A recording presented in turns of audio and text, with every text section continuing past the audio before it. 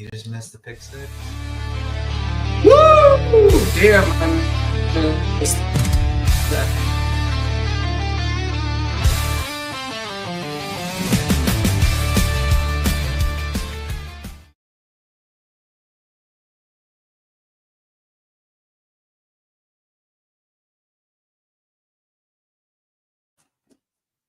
All right, we're live, friends. We are live right as a lot of action just happened. Arlington just got a turnover and scored on it. And Manny Wilkins looked like he got absolutely wrecked. He is down. He's grabbing his leg. Well, second week in a row, we wanted to see a quarterback get in the game, but not the way we wanted to see it happen. There's no way Max Dugan is not playing the rest of this game. So what happened? Oh, non-contact. That's it. Wilkins probably out. Oh, it's also not a touchdown.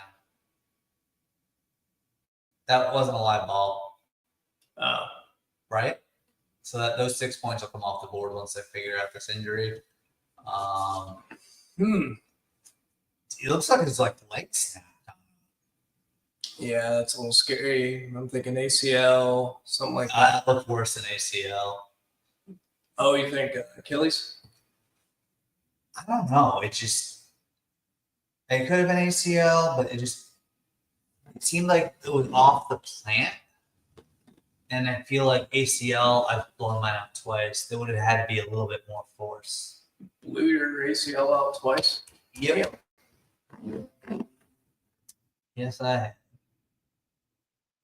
Hopefully. Did it feel good? No. Okay. I was curious. Well, that sucks for the Battlehawks. I guess Dugan, no choice now. He's in. He's got to be in. So, here we go. Coffee and football. It's a good way to start the day. But I'd be surprised if they show him walking off the field. I think he's about to get stretchered off. Man, that's a bummer. Never wish that. Especially it's interesting in this league what's been going down. I know there's only so many teams, but the head coach epidemic. Now 2 weeks in a row, you get a starting quarterback out. Two different scenarios. Etling got hammered and was definitely concussed. Whereas that just looked like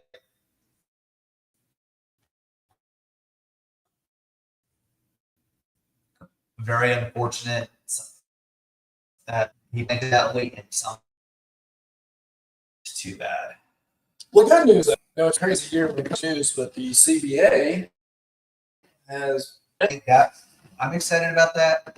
It didn't, and it seemed like I'm shocked it didn't happen sooner because the players weren't asking for that much. They got an extra $7,000 if you play in all the games.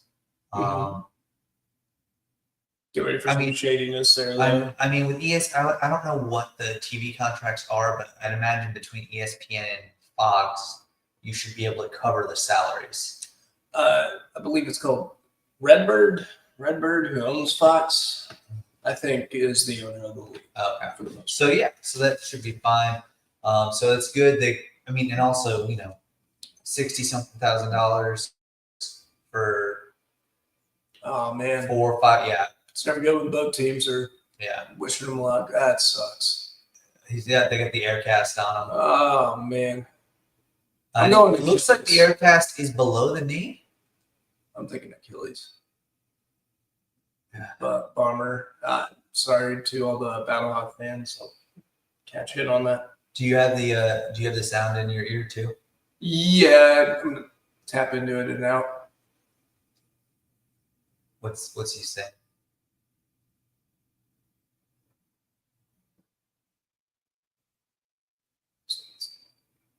They're talking about whether or not it was a score. Yeah, they're just debating if it's a fumble. No, he's down. But he's saying in college it'd be down by contact. In the UFL, I believe. It's still live? It's still live. That's unfortunate and actually you saw when I'm just going to step forward, but when he planted, it was, I think you're right. I think it's Achilles. It looked like the same one that Kobe got and Aaron Rodgers got. It's just that run forward and something weird happens. Don't know what happens. It does this. Boom. God, that sucks. Wilkins is pretty fast too, so I think, Achilles, it's a lot to get your career back. All right, so I was wrong. The points stay on the board. I feel a little dirty with this touchdown, but 6 points is still 6 points. We're gonna take it. Against this Battlehawks team, like this is a critical game for both of these teams. Playing a bunches formation. Luis Perez has time in the pocket. That was amazing. Holy crap! This offensive line was mad about last week, I think. Between that and I think the Battlehawks need a moment to regroup. Yeah. We got 8 points on the board. Renegades off to a good start. I mean, shady start, I guess. It is what it is. Those are the rules. So if those are the rules, those are the rules. Yeah, Dems the rules,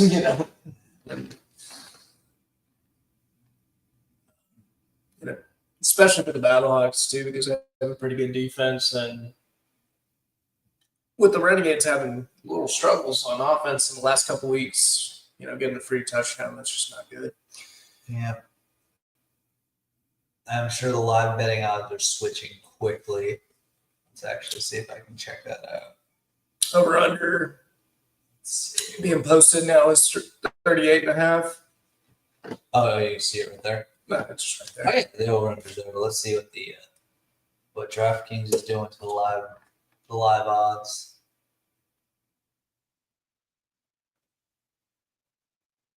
So apparently my audio is ahead, which kind of sucks. I actually wish it was. So you know what's happening. And then it switched to golf for the Heritage Classic. Yeah, not nearly as entertaining. That's a great. Oh, cool. It's not- I can actually back it up. So I'll back it. Yeah, there you go. Let's go to UFL. Oh, you really got to search out the UFL.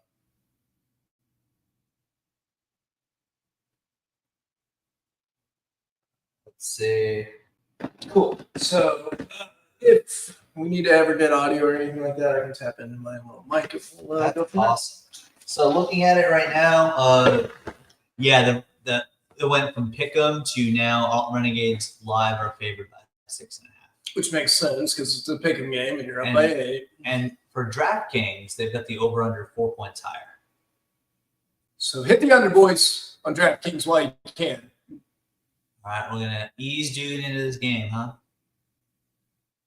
Yeah. You pick Sailors, who's the best running back in the UFL this year so far, right? Yeah. I mean, he's having a big year. He's got 6 touchdowns. 4 touchdowns. So for those of you that don't remember or don't follow college football, Max Dugan was able to lead TCU of all teams to the national championship a few years back in 2022. It scored a ton of points in that national championship game. They scored absolutely, I believe, 0. 0. They scored 0. Michigan destroyed them.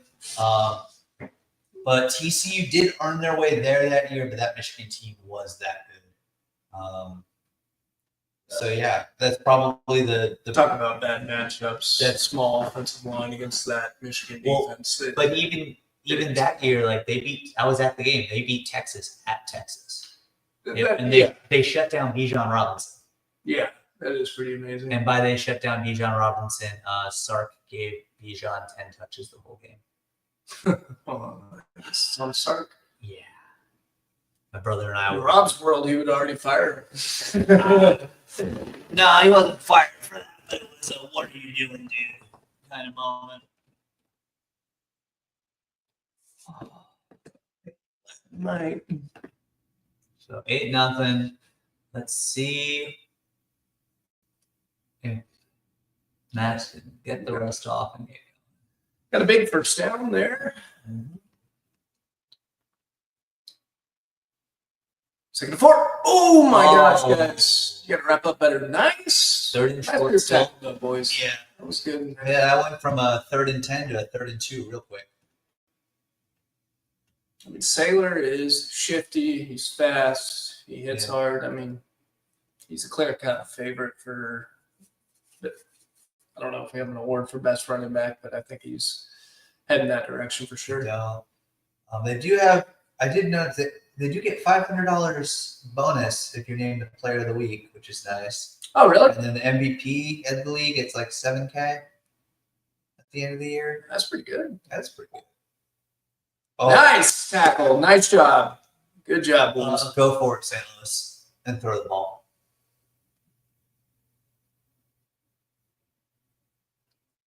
If I was St. Louis, that was so conservative.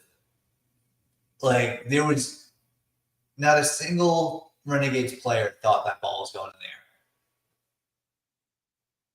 Looks like they are going to go for it here. Yeah, big 4th and 2 here. Nope. Oh, no. They're going to We be are kicking the field kicking. goal. Those are massively thick classes. With Blankenship, who used to be in the NFL. He was a Colt for a long time. Yeah, I guess if you get Blankenship, it's not bad to take the 3 because, yeah, he's going to bump. What's he doing in the UFL? He got cut a few times. Oh, he'll get a job back. Oh, yeah, He'll get a job. I would imagine he's going to be in an NFL training camp this summer. He split that upright pretty easily, too. Yeah. So I guess that's why they were so conservative. Remember, if you're enjoying listening along with us, watching along with us, give us a follow on Instagram if you're there at the Nick and Rob Homer Hour. And on Twitter, look for UFL Homer Hour. I think it's at Beanie_Nick. Follow us there as well. We promise we have friends. Well, I don't know anymore. They don't show up anymore, you know. Patrick had to work. I don't think Stefan's thing is UFL. He might be working too, though. Yeah, if we came along with Patrick, I think we'd get a good time. Football's football, guys. Football is football. And, tonight is a big night. Mania Night 1. WrestleMania Night 1. And we also have Stars' journey to the Cup, even though they're having a bad start, right? Or a bad finish to the year. But yeah, was the last week did they give up 3 or 4 goals in like the last minute to lose? yeah, I don't know. They're falling apart. Maybe we'll see. We'll see how it happens. I'm rooting for the Stars at this point. My Bruins went home early, so And it's over. The Maverick season is over, and I'm actually just relieved at this point. Travesty of Memphis really took it to him. I didn't even watch it.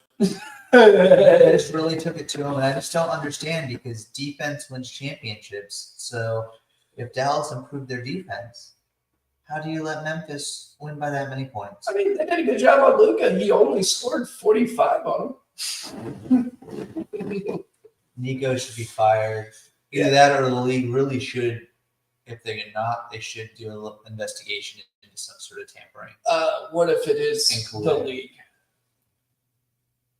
The league would have the league. LA doesn't need the Stars to have the market. Having another major player in a big market like Dallas is brilliant. Number one selling jersey right now.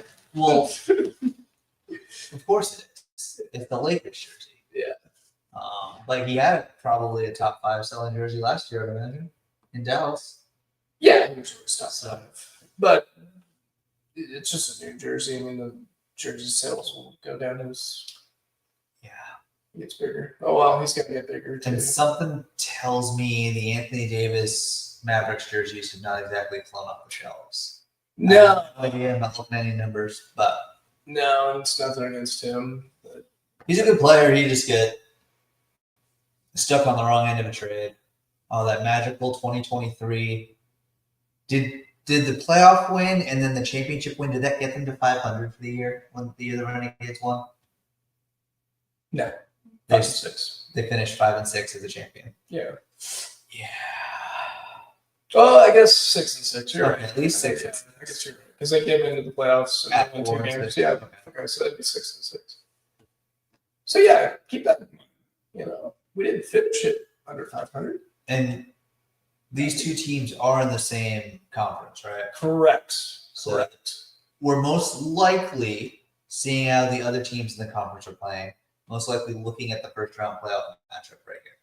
Possibly. Now we do have the XFL conference. I think is much more difficult. You got DC Defenders, Battlehawks. I'm sorry. I actually got the Defenders. Defenders are in. Yeah. This game's going to matter a lot. Yeah. They play each other twice, correct? Yes. So. And meanwhile, you look at the USFL and you see that the Showboats and Roughnecks are not going to make the playoffs. I don't think. So no Showboats, no Roughnecks, and I had the Roughnecks and the Defenders flipped in my head. It's going to suck. I think a good team's going to get kicked out of the playoffs here.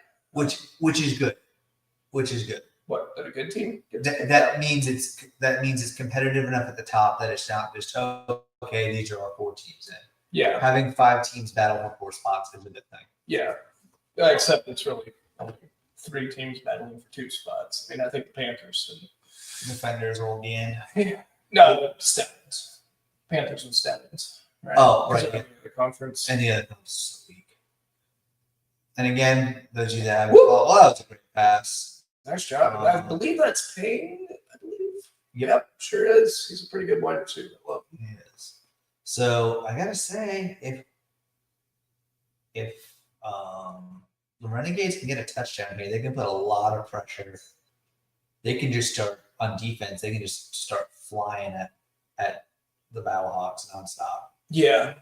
Make Duggan really work for it.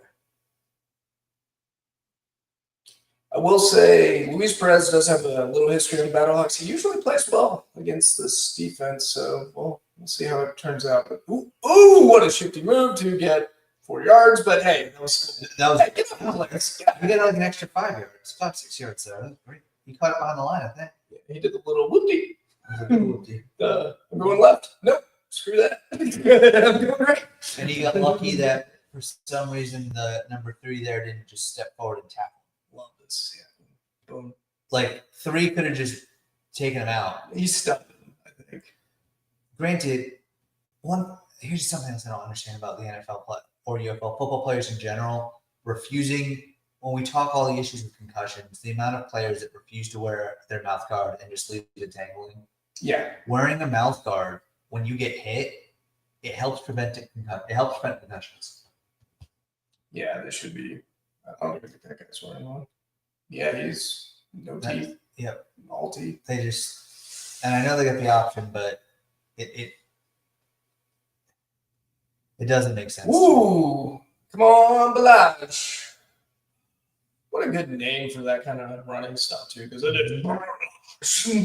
And that's the other thing. They get a touchdown here, and then they could just be the Kellen Balaj show the rest of the game. Could be. I think the Battlehawks have a pretty good run defense. But it's coming back because of the hold. Because why wouldn't it come back? Because of Yeah, he's had a left tackle. He's driving me nuts with penalties. that is as a first-time That is. regular UFL watcher this season. The left tackle play has been poor across the league. Well, we talked about it earlier. You have to pay attention to assignments and things like that on the offensive line. And defense, even if you're on the wrong assignment, at the end of the day, you go get ball on the defensive line. So I think it just takes a while for the offensive lines to kind of catch up to what the defense does. And this happens, too, in the NFL as well. You watch the beginning of the year, and it's usually slow, and the offenses aren't that good. And by the end of the year, you're watching 54-51.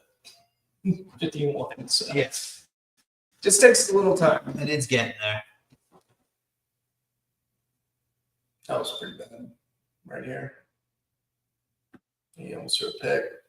Come on, Luis. Come on, Luis. 3rd and 19. If I know Bob Stoops, we're probably just going to the screen. I don't know why, but it's usually to set up the screen. It's going to be a short pass, maybe a 5-yard out with blockers ahead. And then they'll punt. So not a screen, but a short pass. Oh my! Oh, get on it! Just get on it. No, see, I don't like that. Dude. We're lucky. We got lucky there. Who is that? I don't. That's a classic run the ball guy. Yeah. Just jump on it. Just jump on it. Don't. Every coach will always tell you just jump on it. Yeah, don't get cute with that ball. It's okay. We got away with it. We're just gonna punt it. Thanks to our left tackle putting us in this position. At least we have an entertaining punter. Here he comes. Woo! Launchers. Sent it. Flip the field if you can. Oh, never mind. Did not flip the field. Oh, he was down, right? I think ball, but Pereira's going to jump in here, I'm sure. Yeah, let's see what Pereira has to say.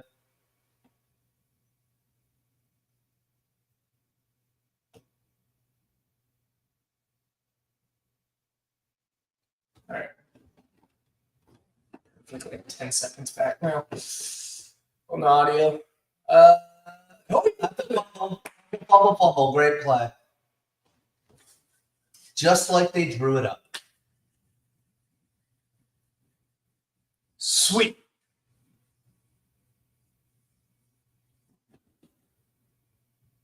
Yeah, not even going to Pereira. There's no need. It was obvious as it gets. I had the audio just in case. But. Don't waste your Oh, and now open, and we got Cadella. Battlehawks gonna wake up, or it's over. If I remember last game, though. They'll come. Yeah, it's gonna close up. But I was referring to Luis Perez just tore him apart with his arm last year, so I think this is going to be the game strategy. We're not even going to try to run it. We're going to just Luis Perez this thing up, which is awesome. I like a big Luis Perez game. He's second in MVP voting now, I believe. Was it third? Don't worry, Luis. You're going to get my vote. I don't know if I have a vote, but if I have a vote, you're getting a vote. UFL Media, do we get votes? Yeah. Let us know. Come on. I gotta say, I know why the Renegades play in the stadium they play in, and it makes sense to use it. It's right there, but they got to start. For next year, they got to look into some smaller stadiums, or either that, or get out, do some marketing. Yeah, you got your teams all based in Arlington, and this game is in Arlington, so they have no excuse. I like is that gonna not a horse collar? Okay. Love that call. Although I never like Wildcat quarterback plays, but that was when you sprinkle it in. Yeah, it's got to be just a little bit. This is really interesting formation. You don't know where they're gonna go. You have tied in. Just was Perez even on the field? I don't think so. I don't think it was a Wildcat. I guess it was just a.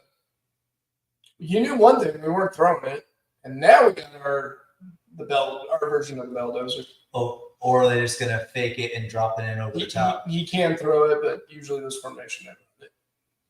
And they gave it to Payne. Huh? Interesting. Why would you give it to Payne in the red zone? You got Balaj. You couldn't. Balaj. Well, now Balaj only has to go 2 yards. Now you get Balaj or quarterback straight up the middle. Our red zone defense has been terrible. What's going on? Why is Perez still on the? He's fine. They're just running. We did such a bad job in the red zone that they're trying to come up with different solutions right now. So they're getting cute. That's pretty cute. Look at that. We're going left, clearly. Yeah, Perez would have made that pass. He was wide open. This is making no sense to me. I'm with you at this point. Is he hurt? He's not hurt. They're just running cute formations because they did such a bad job in the red zone. Now they got to do. But if this is your second in MVP voting, you don't pull him out of the game on the 3-yard line. I get it for like that first Wildcat play, sure, but that was you. I don't know. Oh, yeah. Bob Stoops overthought himself. Now you're putting Luis Perez in that position, but we'll see. And you That put didn't work. Perez. That works.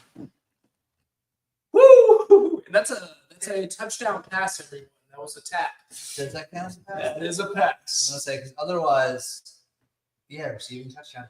Otherwise, that's the play you run on second down with that other guy. Yeah. And let Perez throw. Well, okay, so now you have Luis Perez, so you have the threat of us running routes in the end zone, so maybe keeps the defense off guard. Peyton did a good job, though. He just ran Go it. for 3. They hate going for 3. Yeah, analytics, they haven't decided. It makes sense if you think about it, though, because to go for 2. Because Oh, no, yeah. It makes 0 sense to go. Oh, stay up. You got it. I think you got it. I think that's good. Give it to him. Give it to him. They did. PJ Washington shot? Is that a PJ Washington shot? That's okay. I like That was. He did the. That could just be small. Yeah, that. What a dive. Holy That's heck. What a dive. So Arlington came to play, and St. Louis can't even claim like travel or time because they all live in Arlington. They all train in Arlington. So Yeah, but now they're in our house, Rob. yeah, Do you know what it's like over there? yeah. Well, that's going to be a great game next Saturday night, 7 p.m. game.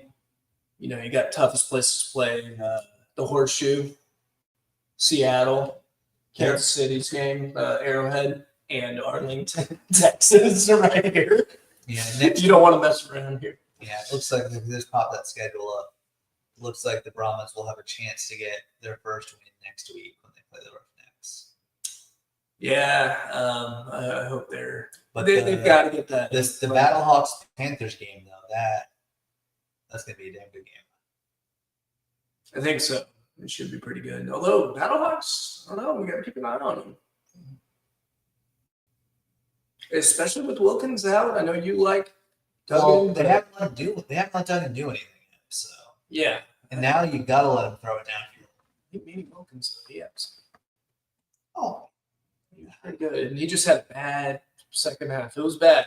but bad enough where you already had someone that probably the better quarterback just sitting there waiting to go. It was time to give him a chance. Granted, not this way, not with the injury. It looks like honestly, I'm assuming Wilkins' season is over. Yeah. If that was the Achilles, the season's over. They're stuck with Duggan, in my opinion. I don't know. I just think Wilkins. All right, you need to spend some of your time on YouTube and pull up some highlights. Duggan? Yes. Dude, I'm looking at his throw motion. I don't even like that. He's got Tebow arm. You gotta watch some highlights. The dude.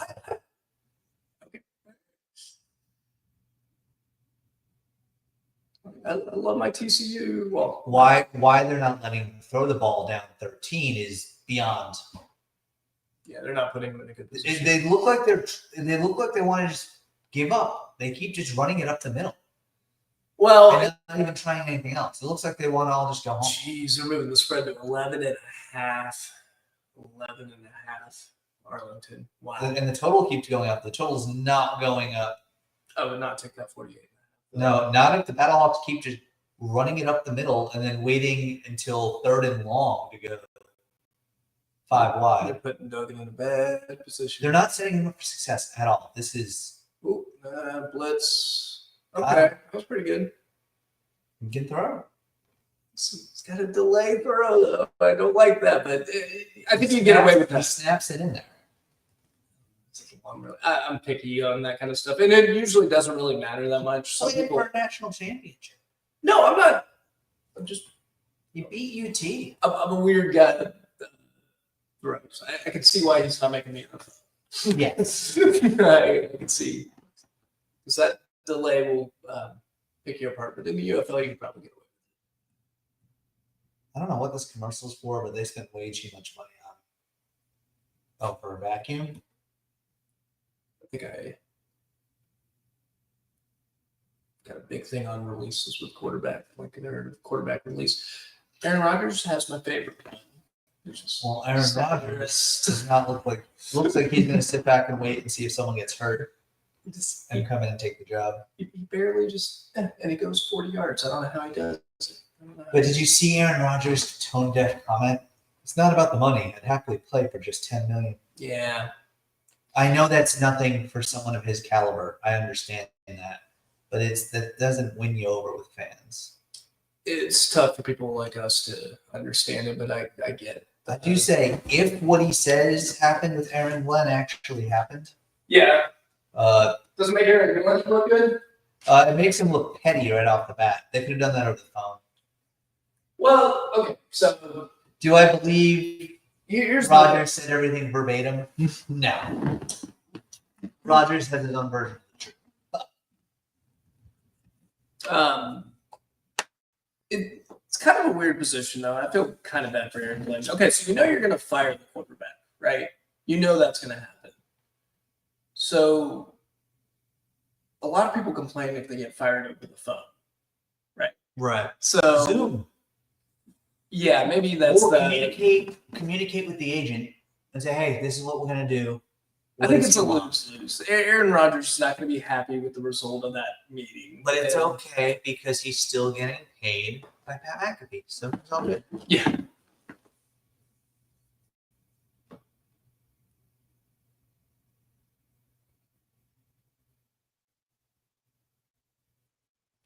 But yeah, he wasn't going to be happy either way. It's just Aaron Rodgers. I'm just surprised he can't find a job. Pittsburgh won't take him. There's got to be a reason. He's got to, if he's trying to do that thing he did with the Jets, You're not where he's going to be Tom. like, where he's like, well, no, Tomlin's not coming. But if he's trying to do the same thing with Jets and be like, this is the quarterback coach I need. These are the receivers you need to bring. That's not how Pittsburgh thinks. No. They're a pretty well-oiled machine. They're really just a quarterback away from being back to and Mr. Duck Dynasty is not the answer. However, there's your Duggan. They're choosing very interesting. Oh, they're talking about when he got hurt. And he came back in. He had a concussion? Because he didn't have a concussion, but that was a very interesting choice of highlights to highlight the guy. Him just falling down. Show him throwing the ball. So the Battlehawks trying to climb back in it. Duggan. They need a touchdown here. Dug into a hole right now. Let's see if he can get himself out of this. All right. Let's a yard, 2 yards. Now, we'll say Anthony Beck, I don't know why people hate on him. I've seen people not like him. I think he's a brilliant offensive play caller. He's probably one of my favorite offenses. Him and Fred Keiss run very interesting offenses. A lot of misdirection, a lot of motion. So it's going to be tough for the Renegades to keep up with Anthony Beck on this, and he's in a good situation. Oh my goodness! Why? Well, because they've made it clear he's not looking downfield. You got to try some misdirection or something. If the quarterback's not even looking downfield on the snap, they're just going to tee off on him. I don't say that's Duggan's fault so much as it's just terrible. No, Terrible. that's not Duggan's fault at all. I think it looked like they were running, like they let him through on purpose for a screen. I wonder if there was miscommunication. And the running back was supposed to turn around and didn't. Yeah, something weird happened there. Oh, there you go. He had time in the pocket there. Big deep ball. That did. Okay, that's Duggan. You can't. That is on him. That was bad. He underthrew him. Well, I don't think he can. I'm really not trying to be insulting. I just think he was expecting to throw a 6-yard pass. I don't think he's got a 60-yard arm. Well, no one in the UFL does except for Teo. But so that's not a Duggan. Let's breaking it down here. He's letting it go. 55. Oh, I think it was a little. I think he threw it to where he wanted to throw it. I think the receiver overran it. Maybe the route. But still, not a good pass because if it if the receiver did overrun it, that means that the defender was on him the whole time. Yeah. So don't throw that ball. Especially with that time in the pocket, he might just panic and went, I think I got this guy. Calm down, Duggan. Calm down there. But it's essentially a punt, so it's not right. It's not the end of the world if their defense can wake up. This is bread and butter, Luis Perez. I think every time they run it, it's going to be bad. Do you know, even if we're watching a non-Renegades game, I'm pretty sure our fans, if they had a take a shot every time Nick Meaney says Luis Perez.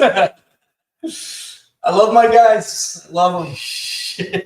Don't trade them, Renegades. Maybe take shots of beer, not shots of hard liquor, guys. Yeah. Now, when I grab a player, he's playing well. The book was tough for me. He wrote it himself instead of having a ghostwriter or having just an actual professional writer. Ooh, at least you get rid of the ball. All right, now I'll be really annoying. Good way to get rid of that ball, Luis. No, that was he saved a sack there. He saved some yards. It was. I felt like his book was him trying to write how he views the Disney movie of his life. Which I don't think it's a bad. It was. I haven't read the book. If I was in middle school or elementary school, it would have read fine. But as an adult, I'm like, it was really hard. Look, he's a gamer, not but a writer. Good for him. He's got. I don't have a published book. I'm not a bestseller. He is. I'm assuming he's going to be a bestseller. Probably could have written a thing to ChatGPT to spice it up. So. That is a max. That's a choice. The Renegades, we don't have the best costume game. Now, Rob, when you do go to a game, there's a lot of costumes that you go to. There might be 5,000 fans, but all of them are pretty much dressed up. Yeah. And then I think, what is it, 2 weeks from now, we're on the road to see a Sam Houston baseball game, I believe. What weekend is that? I think it's the first weekend in May. First week.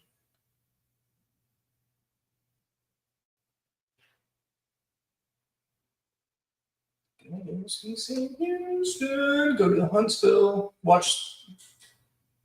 Get to go to the duck pond. Me and Patrick. Yeah, I'll talk about. I'm excited. I'm excited for all of it.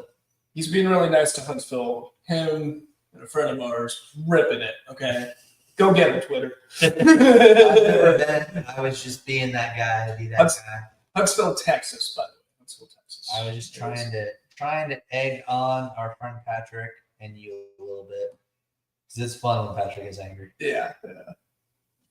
Well, I kept my emotions until you cracked on the duck pond. I was like, all right, that's it. I can't do this anymore. Turned to Patrick and I said, that actually got me a little angry. I felt some emotion on that. Yeah, Max Duggan is getting ripped on Twitter by United Football Media, UFL Newsroom. Okay. James Larson and others. Here's the thing, though, and I've been kind of joking about him, but guys, it's one drive. Everyone, well, 2 drives, but still, chill out. Chill out. Give this guy some time. He's got to. You're gonna have to change the offense just a little for this guy. So give him time. Give him time. Let's let him get a little settled in.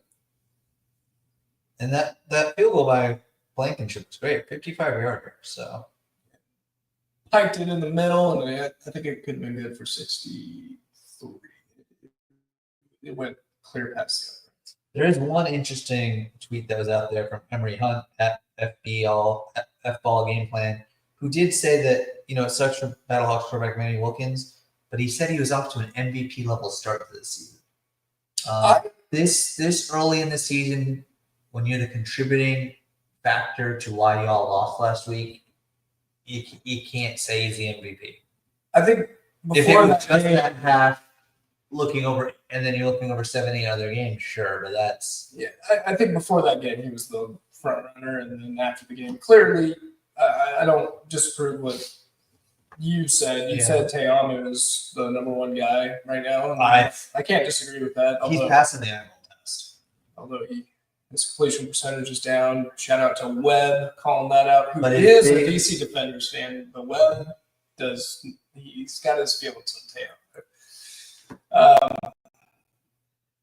Tiamo is. He's got the. Yeah, just wait. He's got the big playability. Yes, and he's entertaining. I'm not denying that. And he's a good player. He's got a big arm, especially for the UFL. Every quarterback's going to have their weakness. Luis Perez has a weak arm.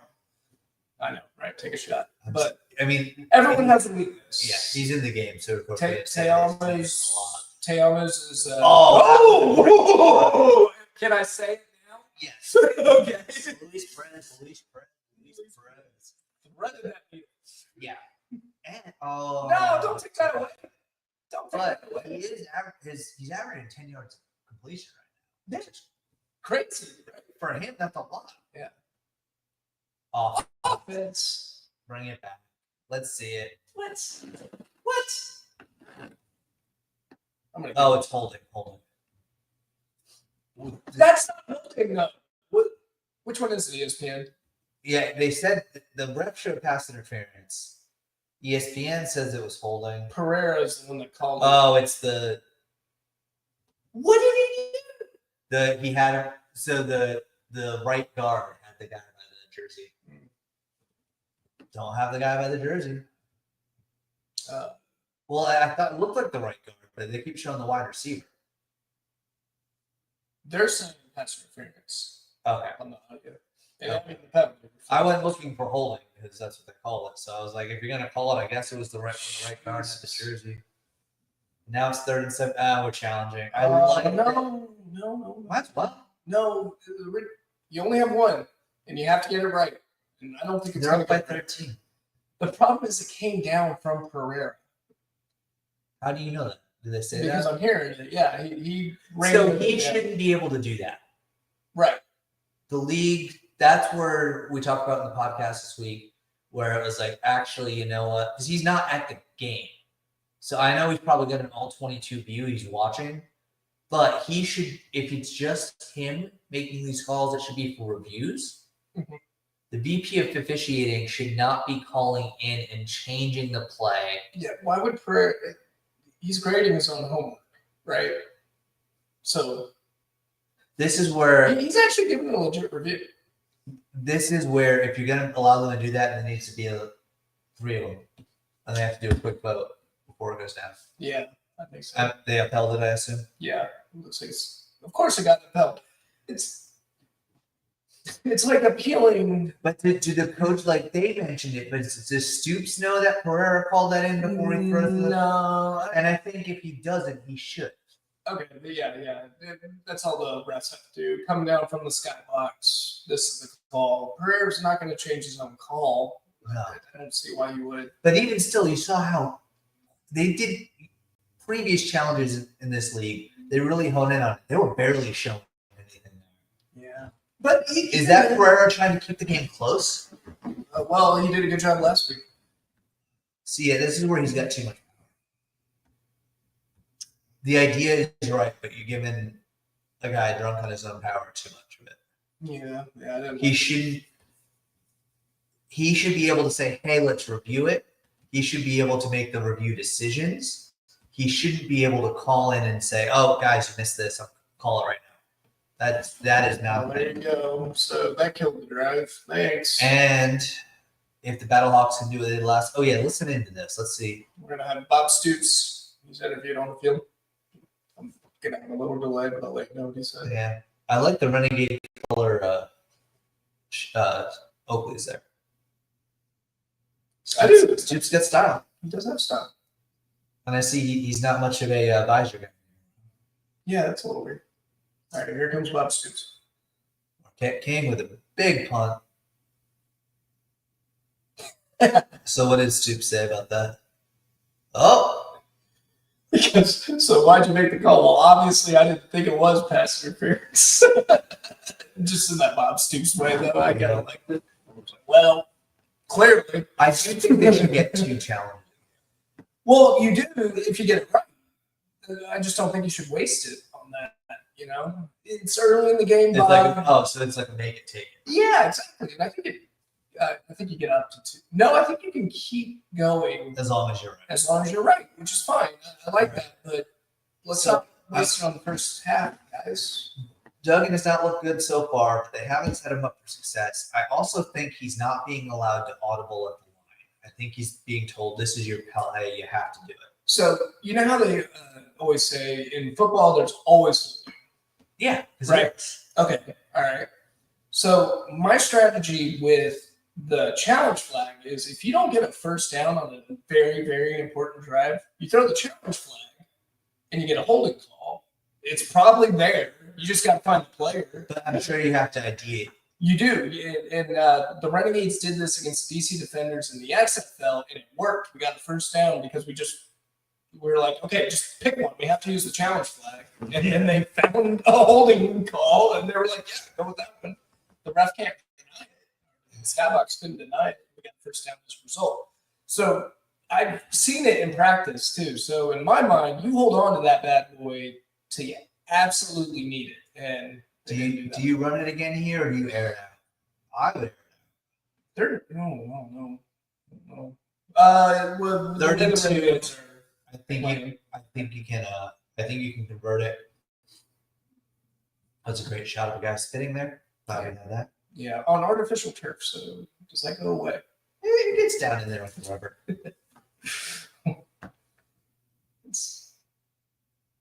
Ooh, that's that. First yeah, you got it. Sailors, a lot of credit goes to Sailors too. He's a good running back. Yeah. Ooh, you guys got the Rangers got Valdi on the mound tonight. That's awesome. That's exciting. Like it. Yeah. Our fantasy league finally happened. The draft happened the other day, and stats finally pick up starting Monday. You know, you can only do that in a baseball, right? Yeah. Delayed start. What does it matter? You got 162 games. Yeah. A lot of weeks in baseball. It's really tough in the beginning of the year. I get dialed in on it. I did let Adolis Garcia go. Yeah, I had he zipped it in there, but that was good. I mean, just a little inaccurate. that was good defense. It was just a little inaccurate, but I wouldn't even say it was inaccurate. I'd say that was just good defense. I'm trying to get in there. Yeah. He's got the zip on his ball. He does. He actually does have a lot of zip. I don't know about air time, but Well, yeah, I don't. bullet passes, he looks like he's got a little something.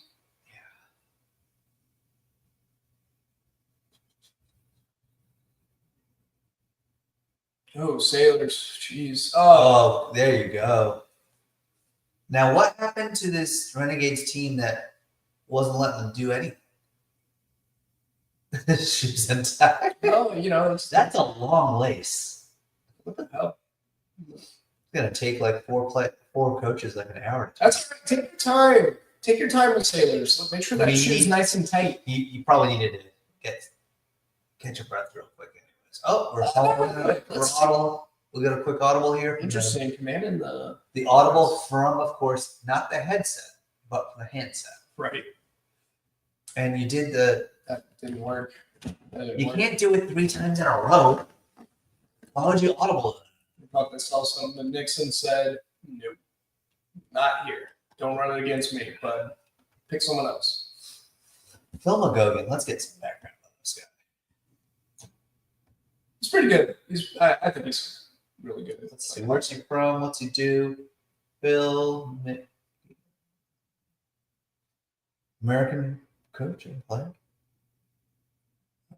I noticed him playing a lot from the line of scrimmage. Ooh, let it go. He's got time. He's gonna let it go now. Oh, he got a few extra yards. Good for him. Something, I guess. He's playing. All right.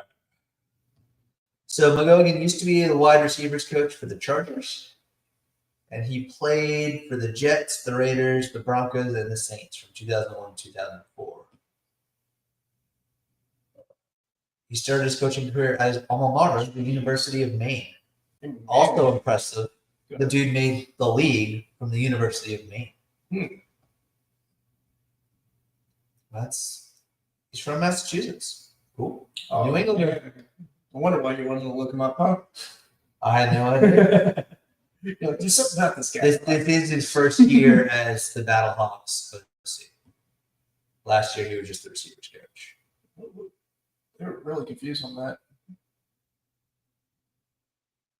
But He now, spent most of his one.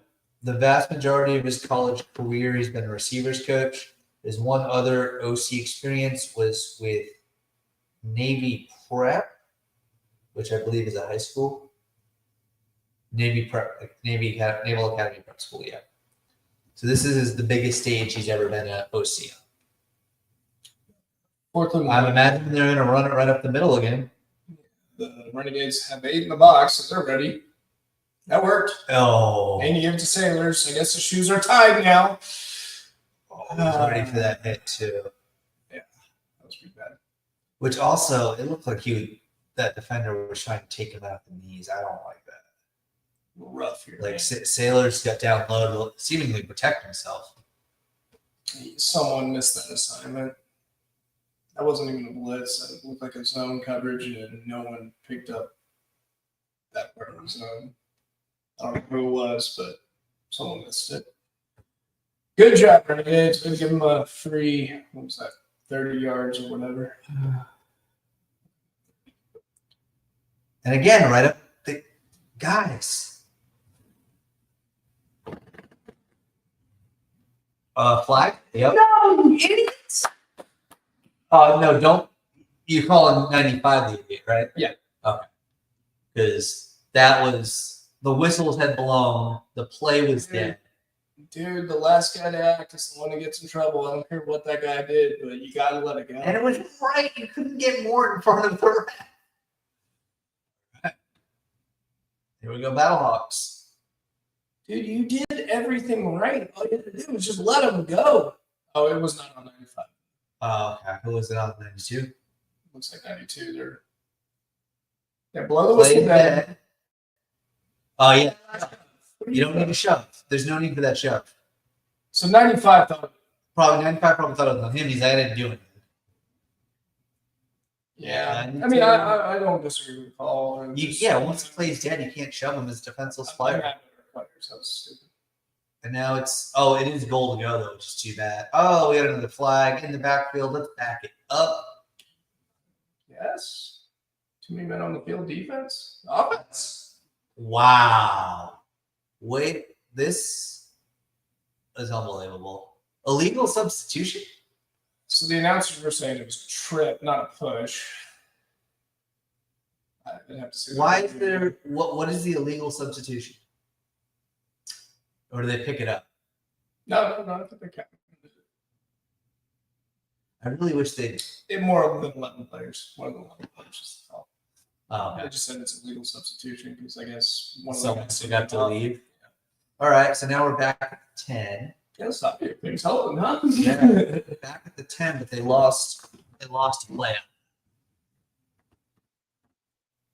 And also, they need to do more than just let Sailors run it up the middle. Yeah, like. Because, I mean, look at that. 9 for 27, and almost all of those yards are on, like, 2 plays.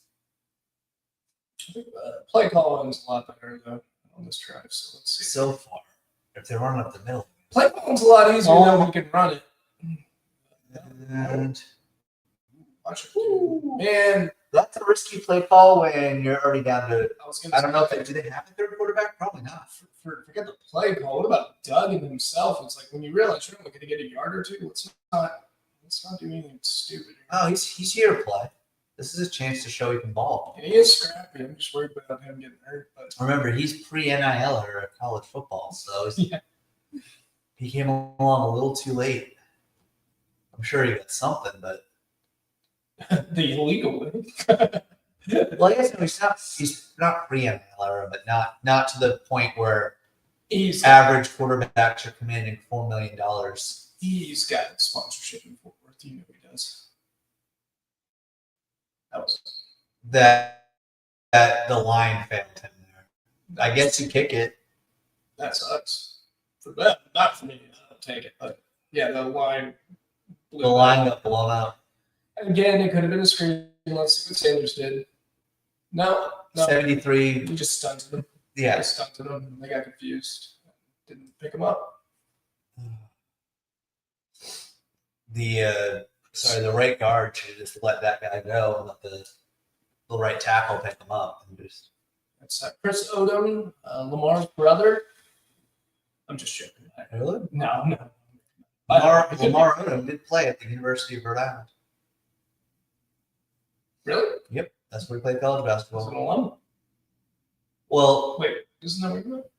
No, you went. That's just Vermont. it's a state. But yeah, I guess they probably count it as an alumni, even though he played 1 year. It's not like he graduated. So they got 3 out of it.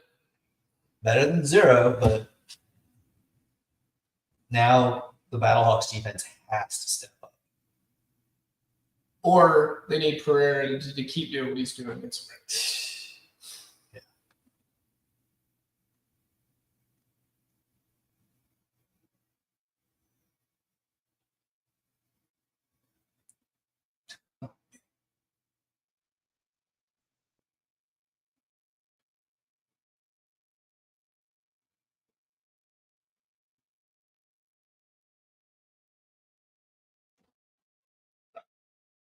It was Red Bull. It's going to get a 10% increase. I thought you'd like it. All right. I don't know how many of our viewers are into hockey, but Peter Laviolette was just fired by the Rangers after only 2 years because they missed the playoffs. In hockey, head coaches keep getting jobs. It would not surprise me if Peter Laviolette is soon named the next head coach of Boston Bruins. Hockey's weird. It's like a 5-year window for a coach to take over, and then they fire him and send him somewhere else, and he plays there for 5 years. And going back about 25 years, Laviolette is the head coach for the AHL Providence Bruins when they won their league title that year. And it was shocking when he didn't end up being the head coach of the Bruins. He got passed over back then, and he went to the Islanders. He's a hell of a coach. I would hire him. But hockey coaches typically don't last more than the last 4 years at your spot. You did something right. Yeah. For instance, I think Pete DeBoer, if he does not have a good year next year and he gets bounced in the first round this year, we're probably moving on from him. Yeah. I like him. I just think he's losing the room. Got new. Who do they got in their first round matchup? The Avalanche, Colorado Avalanche. That's about the worst draw they could possibly get. We got it last year too, and it sucked because we had to. But you advanced. Yeah, to the Western Conference Final. I don't know if you can. Avalanche are deep. They didn't have a great regular season, but they. June 2024. What a year to be in Dallas. And that's one thing with the NHL playoffs that are so difficult. It's not 1 versus 8. They don't seed it that way. You got to. They have the larger divisions. You got to play out of your division first. Which it's awesome for rivalries, but and ultimately to win the Stanley Cup, you got to be the best. So you got to beat whoever anyways. Yeah. You can't be like, if we didn't have to play this team, we could have won it because someone else could have beat this team for us, and then we could have. No, that's you play who's ever across the ice. But what are we doing here? Oh, that's the guy that got the penalty, right? No, that was that's Odom's tackle. Oh, he got the fumble return touchdown. Hey, he's having a hell of a game. Yeah. 1 sack, 1 fumble, return for a touchdown. He's even got 6 points. Yeah, he's the one that got the touchdown on the Wilkington group. The return one. Yeah, he's having a really good game. Yep. Only 2 tackles, but still putting up numbers. Both tackles are sacks. Yeah, I kind of like this. Let's get a little lightning instead of thunder. Switch it up and take a Elijah up just for a little bit. I don't know. They got a lot of rest in the last drive. So. Yeah, it actually kind of benefited them. They only got 3 points, but the offense is off the field. We don't want our defense to get tired, so we got to do some stuff here. Okay, I didn't like it twice, but whatever. Take 3 yards. That live over under that could push up to 48.5. It's looking like a dangerous number right now. 24 points on the board. I think they scored those touchdowns so fast. I don't expect the score to get much higher than 48.5. I would hit the under if I was gambling. You don't think either team's going to find their way into the 30s? Well, the Renegades, I know their offense can get a little stagnant, but we'll see. But you got Luis Perez, the king of the spring. Yeah, he's there for the clutch moments. Just not all. He's having a hell of a year. He's having a decent year. He's having a decent.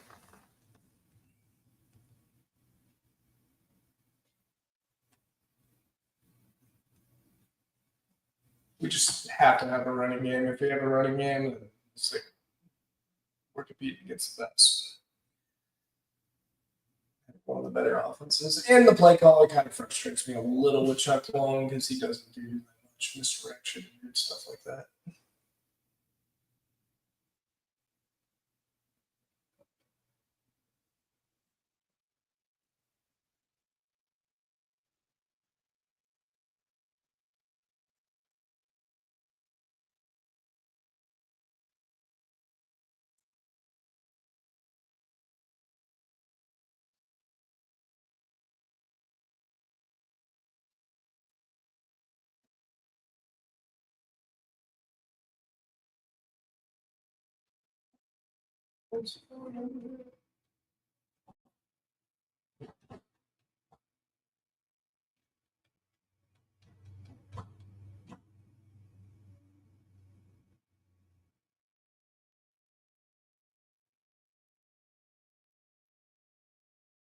Any comments on X? Nothing too exciting. James Larson was talking about last night how the showboats are clearly already out of gas through just 4 weeks. It's Worried about them losing the room. They've lost the room. It's over. It's like no one shows up to the games. The players, they probably care. They want, at the same time, they're not. Why the league let that weird coaching back and forth happen? I don't understand. Isn't that strange? Yeah, you didn't believe me. For Wizenhunt to come back for a game, it seemed like he came back like, all right, let me stir the crap up as much as possible. Like, come on. I didn't understand it either, and I guess he's got something going on with his family, but I don't know. I hope he's okay. Yeah. Hey, by the way, here's a weird one. Did you see Wade Phillips dancing? I did, but there is no proof that that was the same day. That video could have been from any time. Yeah. So, yeah. I don't want to assume. Yeah, that was weird. Yeah, I really don't think it was the same day. But also, Wade Phillips is an older guy. He's not going to come out and refute things because he's going to be like, what? I don't care. It's none of their business whether it was true or not. Yeah, the other thing is, I thought he looked a little younger. Yeah. And they were playing "We Them Boys," which is a Cowboys anthem. Was that when he was a coach for the Cowboys? Yeah, that could have been a very old video. Yeah, I found that so strange. I was like, wow, there's a lot going on here. Because right now, Wade Phillips, we don't look at him as like, you know, a Cowboy legend or anything, you know. So related more to the Texans as defensive coordinator. He's an all-time defensive coordinator. Yeah, like I connect that dot. And he's a functional head coach. Yeah, for the UFL. He's functional in the NFL too. He's okay. He lost some room a couple times, but that Cowboys. He was good in Buffalo while he was there. Barely. You gotta have players that will play for you. Barely. He lost that quickly. Pass interference. We're not going to get it.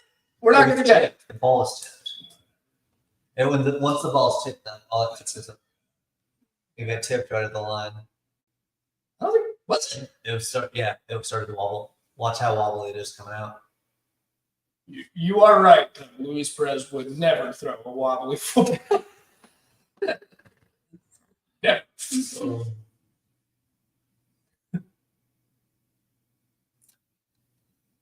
All right. For those of you that have joined us for the first time, our stream will stay up during halftime, but we won't be doing anything too crazy. Great time to grab a beer, grab some food, and then get settled in for what will hopefully be a smart. The real king of the spring, huh? Marquette King. Marquette King. Great punt. Great punt. And then we'll be back.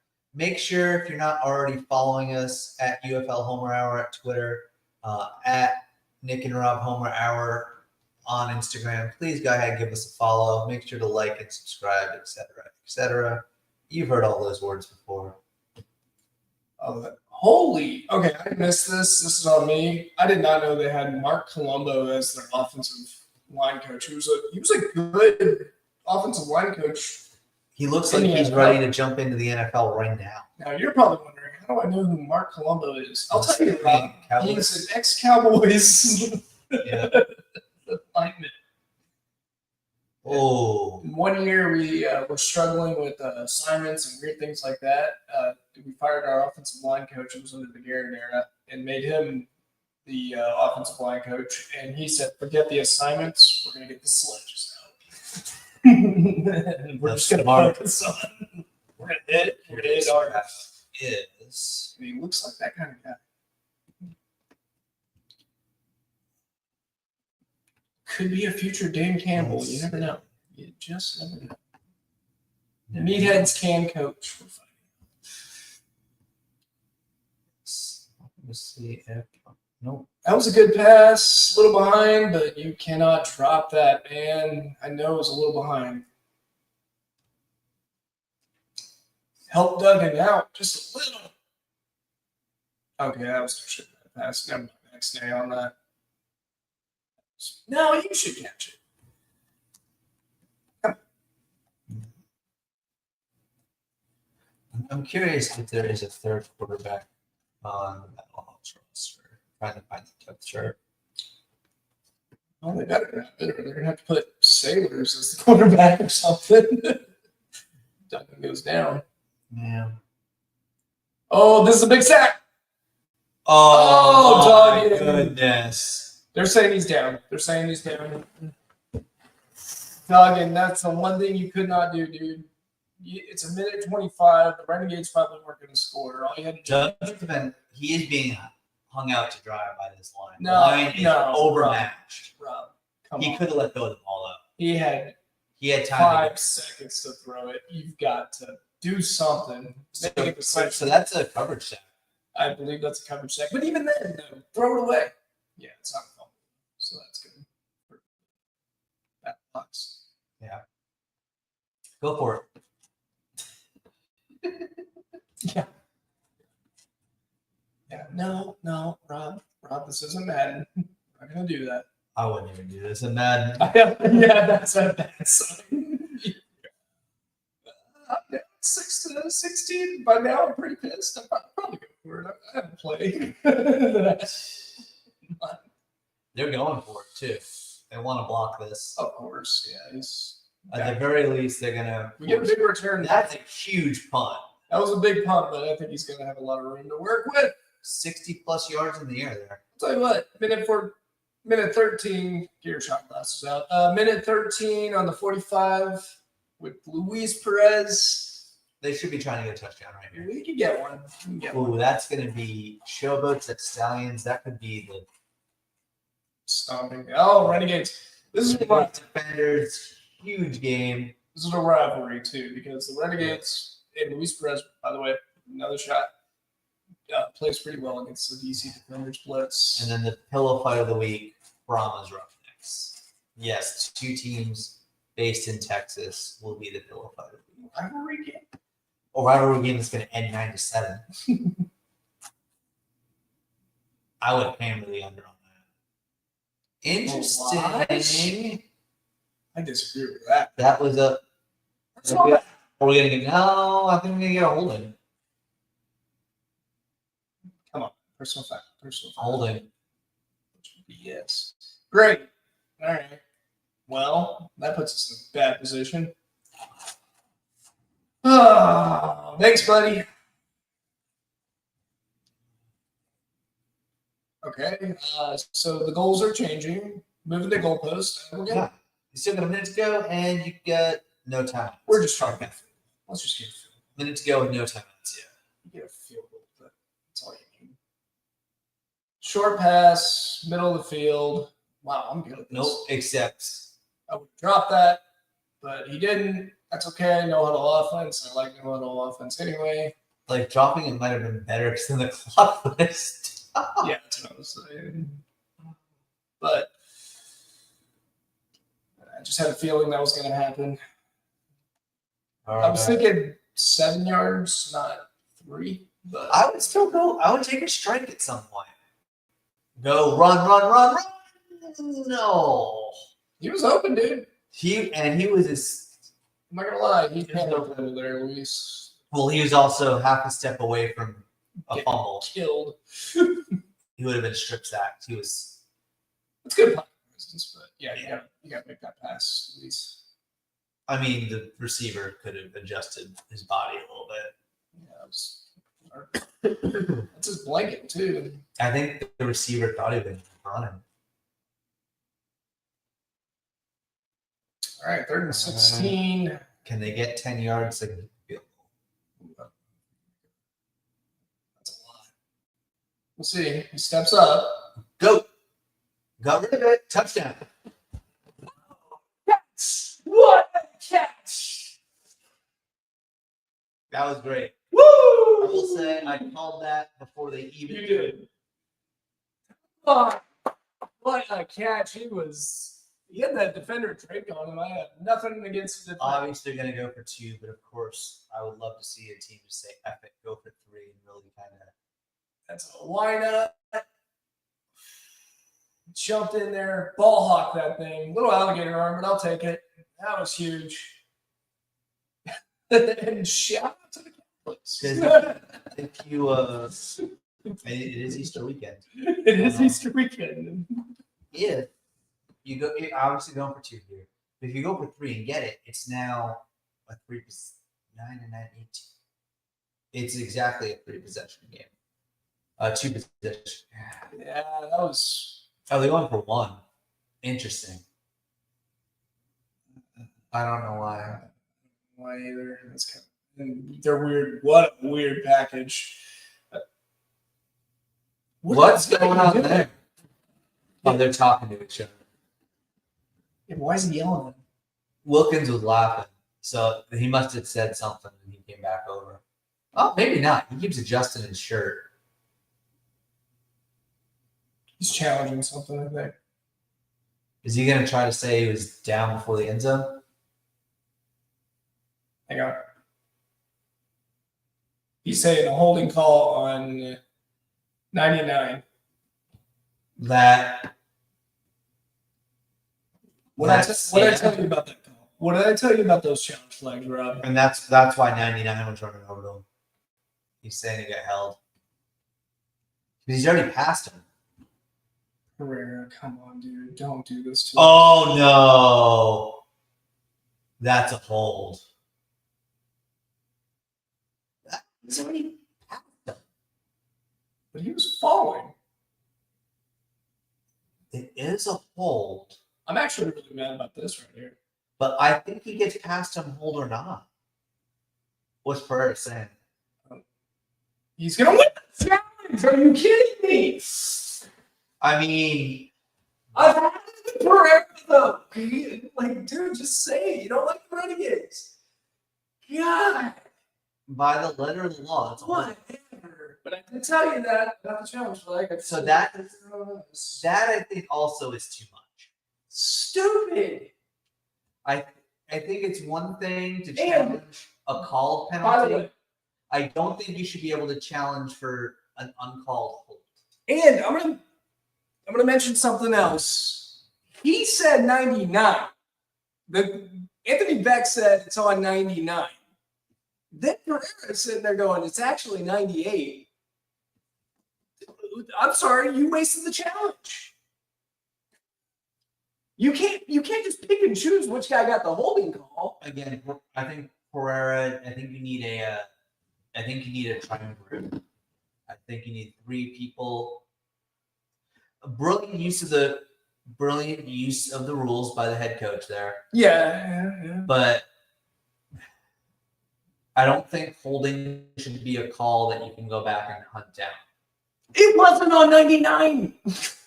It doesn't matter. No, it does. It doesn't now. Well, okay, but you understand my point, right? I do. You said 99. He didn't get the call, and then he's just. They're only sending. They're not sending everybody go do the same play. Yeah, whatever. Yeah, this is gonna be nothing. Nothing, because they go for it. There's 18 seconds left. Go for it. The whole point.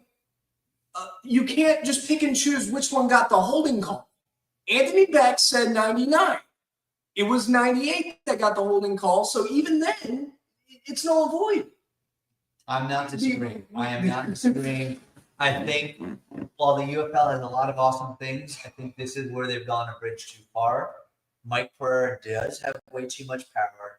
And clearly he doesn't like the Renegades. Jeez. You do also watch every Renegades game. Like, okay, but if I was watching the Stallions game, I'm like, oh, we got away with one. And if I'm now a Battlehawk fan, I'm like, oh, we got away with another one. My challenge to you. You said 99. My challenge to you is to try to have a full. Why don't you just go for it? You've stopped them cold the whole time. Look, if that happened to my team, I would go. If I was in the Battlehawks position, I would obviously like the call. Obviously, I'm not denying that, but I'd say we got away with it. I'd admit it. We got away with it. They got away with one here. I mean, that's ridiculous. You said 99, Beck, and now you gave it to 98. You can't just do that. Because we were discussing it earlier about the challenge flag. You were like, but they have to mention the exact player. And I was like, they do. You're absolutely right, Rob. And then he says 99, and then he's like, oh, it's actually 98. Oh, Pereira. Dude, my hair is getting gray because of Pereira. Okay. All right. Calm down. We're still winning 16-6, but something tells me, personal foul. Oh, of course. Yeah, on the Renegades. Cancel it. Okay, cancel that. They're just trying to tell them to settle down.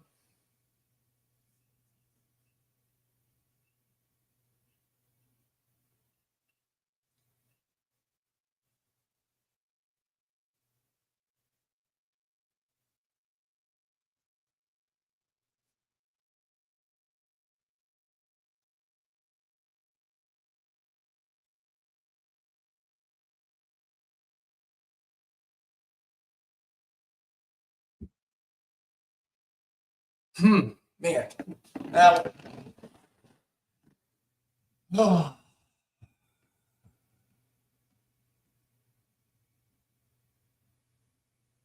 Blood pressure's up. Yeah.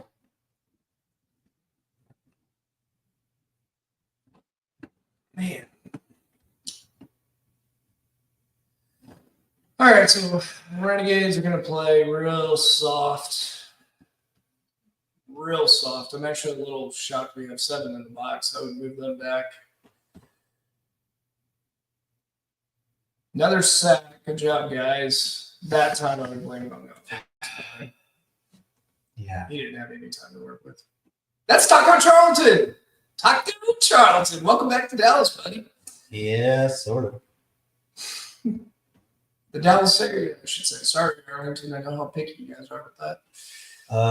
Marcus Skids, thanks for commenting on our post earlier on. The stadium crowd is really rough. We've been talking about this throughout the season.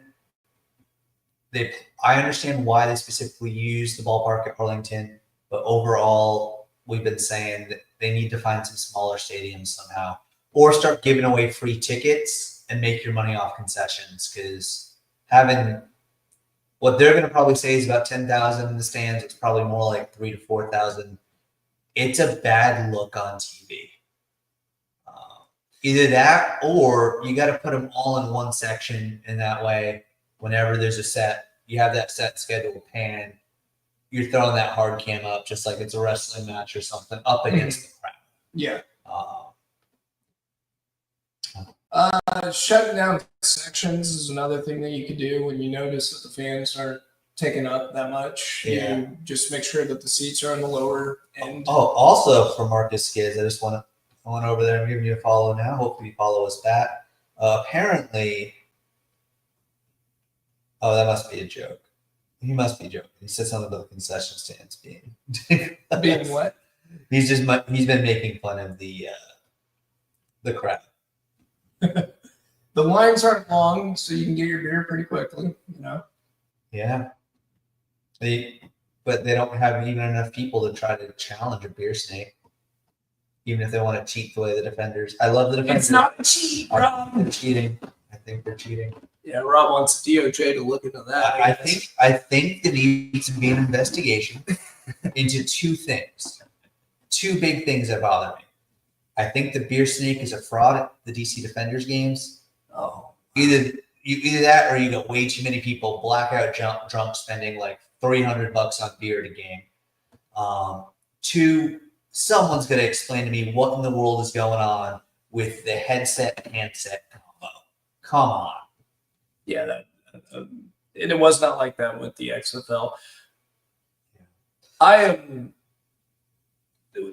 Everything Rob's saying about the beer snake, though, I want it to be known that is not the belief that I. That is my belief. Yeah, that is his own personal belief, and that does not represent the UFL. Now, DC Defenders, if you want to fly us out for a home game, so I can personally investigate, I'm all for it.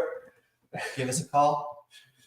We'll be out there, and I will bring a mea culpa live from the stadium if need be.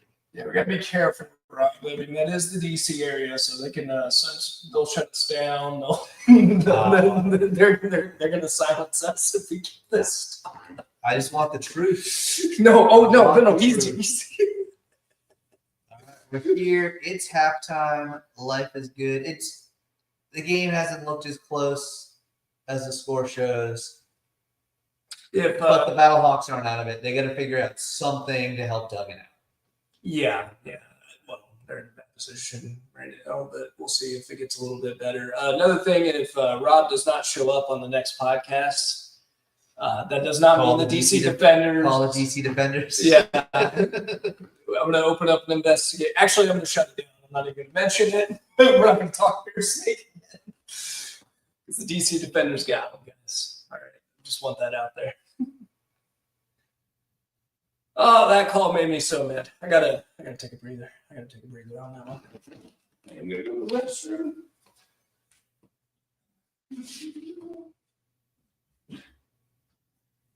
Feel free to drop us a line in the chat. Happy to respond to y'all.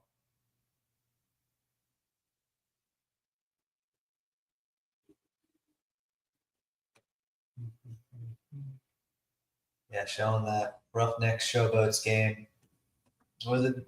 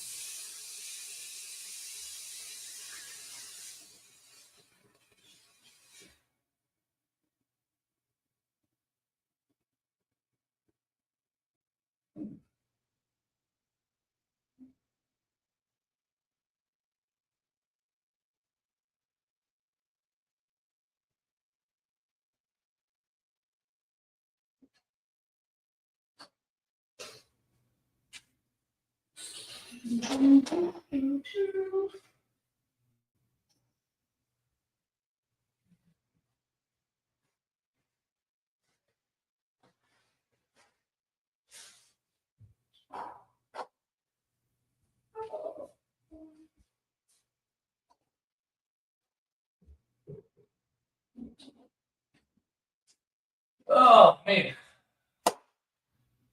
So on to the second half. Overall, good. I'd say good performance for the Renegades in Yeah, first half. So Renegades are looking great. I left my water bottle in the car. we'll look at the positives. Yeah.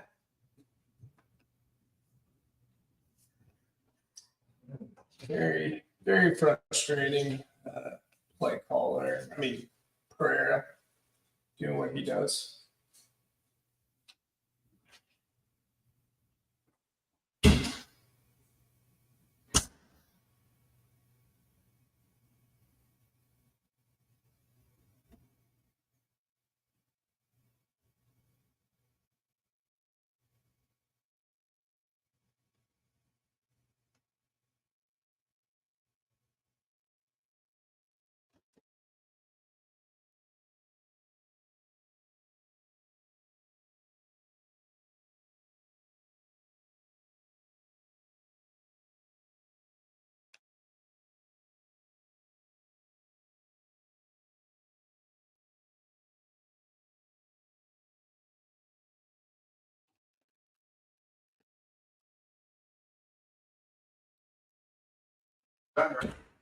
Oh, is it? Yeah. Good. We're on water restrictions here. There's a. Partially blocking your driveway? Yeah, is it a blue one? No, like on the. Yeah. It's got blinkers and hazards on, and there's no one in it, so maybe someone's just running in and out real quick. I don't know if you know the car.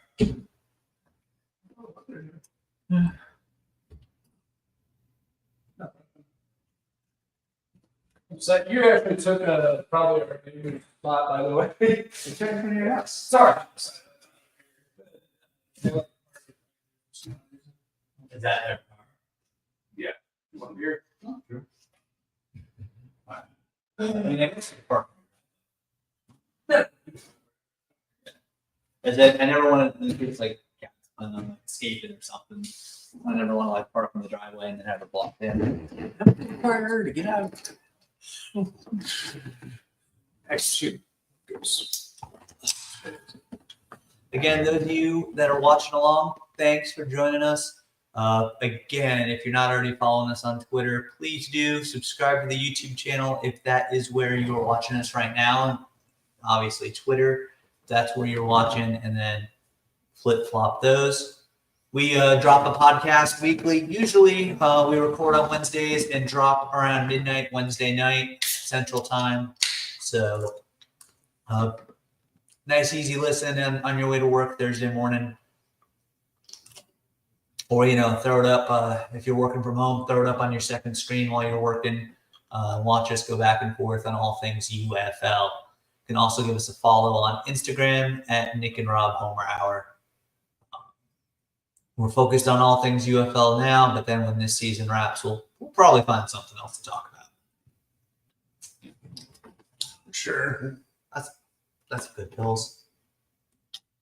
Wonderful pills. If anyone out there is looking for a good Pilsner, St. Arnold out of Houston, they make their award-winning summer pills. It is crisp and refreshing. The can doesn't lie. We'll say Houston does have a lot of good beer. Yeah, They're pretty good. Texas is really good. Yeah, and overall, Houston, I actually love the city. I just hate your sports teams. Okay, that's it. I don't like them. I do see. But the people are nice. I'll give them that. As a neutral observer, I will say if I had to pick Dallas or Houston, I'm picking Houston as a city to go eat, and enjoy, and spend time in. Sorry. No comment. Granted, if you throw San Antonio, If I was not live with a bunch of Renegade fans watching, I would say I might agree, but I'm not going to. Granted, if you want to mix San Antonio in with those two much larger cities, I'd say I'm in San Antonio. San Antonio is and not just the Riverwalk. San Antonio is a fun town to be in for sure. Go to Alamo Street, go to the Alamo, Riverwalk. Always got to go to the Alamo. And we will be heading down to San Antonio soon. Get a big game. We're planning at the moment. We're planning to come down for Renegades versus Sean Manning. Go down. Yeah, it's such a Feel bummer. for him. Such a bummer. Especially for players like this in this league. Anytime you see them go down with that bad of a non-contact injury, you know you want them to be okay, but you're also wondering if you just saw the last play of their career. Maybe for Wilkins, he's especially for if that was an Achilles, that's a good year plus to come back from.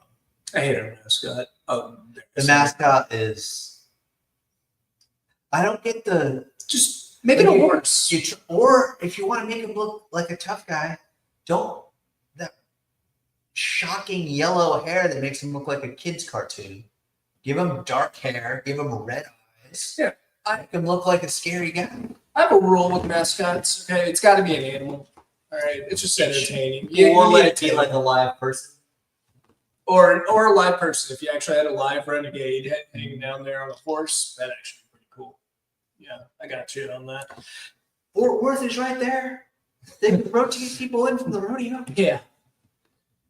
Maybe we could have a herd of longhorns run through. Oh, that one. Oh, fun UT baseball. Got some college baseball purists up in arms yesterday. They had the band at the game, and there was a bunch of purists on Twitter very angry that there was a college band was live at a baseball event. It's a sporting event. Why not? And they're the show band of the Southwest. Why not have them there? Yeah, I don't get that. They were even playing. They were playing walk-up music. They were having, like that, and it was a big game against Auburn, which Texas dominated. It sounds like a one-off shout out to the band. Kind of thing. Probably, but also especially, it's weird to get tickets there to go to a UT home game. It's really easy to get tickets down either sideline. Watching football too much. Can never watch too much football. Down either foul line, third base, first base line. You can get tickets, but it's almost impossible to get the tickets behind home plate. But they're always like half full. They sell them to a lot of people that just don't show to the games. What's going on with this? They just because he had a big touchdown? Is that why? No, he didn't even have a touchdown. Why are they? They're filling some time. But yeah, let's see what's going on in college baseball. Let's find out. Oh, and also for those of you that were here live last week when we talked about that crazy explosion, we followed up a little bit on our pod. It was a massive house explosion. Somehow no one died, but there's still 2 critical in the hospital over it. 24 homes damaged. It ended up being it was a new build that had just been inspected like within the last month. It was a massive propane leak that went off. So very lucky that it wasn't worse than it was. No one passed away on that. But here we go. Not yet. There's still 2 critical, but hopefully it'll be okay. But here we go. Start of the third quarter. Arlington had they got that touchdown, they really could have put this game out of reach on this drive. But now they can just look to really put pedal metal in. My goodness, number 1 for college baseball. Number 1, University of Texas. They've been playing Auburn's number 8 in the country. They've been here for a 3-game series. Game 1 on Thursday was tight. The game last night, Texas blew open 1-8-3. But now in the top of the 4th, Texas already leads 7-1 on Auburn. They are showing up and showing out. So if you're a baseball fan, but sometimes you think MLB is just a little bit too long, check out college baseball, especially SEC baseball. You got a ton of future pros on those teams.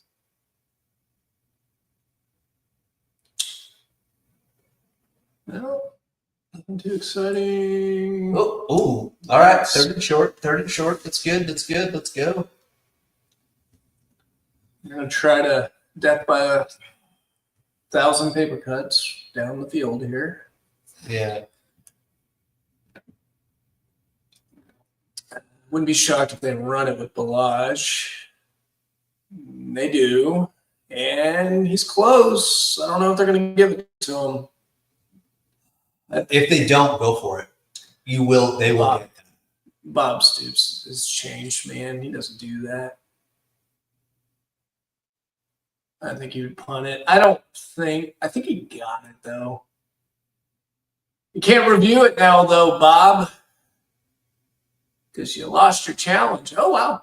All right, Rob, you are correct. I would just quarterback sneak this. I would not waste time with running backs. It looks like the Battlehawks are practically handing it to him. Yeah, especially if it's quarterback sneak. But no, I disagree with that, but here we go. Got it. I think he got it. It's close. I think the ref's not going to give it to us. God almighty. I think it's a bad spot. I think it was an inch ahead. But also, Perez could have just leaned forward and gotten it.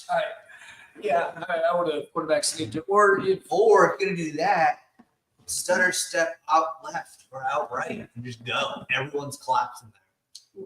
we're overthinking it. Just quarterback sneak it, especially when they're just doing, 7 in the box, but the linebackers are playing back. Wow. And what I don't like about us going for it and not getting it is I know how Bob thinks. Bob will not go for 4th and down again for a while because he's like, oh, that. And now the Battlehawks have great position. I don't hate going for it. I hate that if you were going to line up like that, you didn't just sneak it or, make it look like everyone's going. Yeah, you're going to leave Balaj out on his own, but then have the plan that he's actually swinging out. Yeah, I'm team go for it. Because Balaj versus a cornerback, I'll take Balaj every time to bowl the cornerback over and get the yard. For sure. Right. But again, Battlehawks have done truly nothing on offense. So Credit to Renegades defense, especially that was beautiful. 23, good job. Yeah, he's pretty good. He's been Price. Yeah. It's a ball hawk. I know what you're thinking. Yeah. Go to the ball.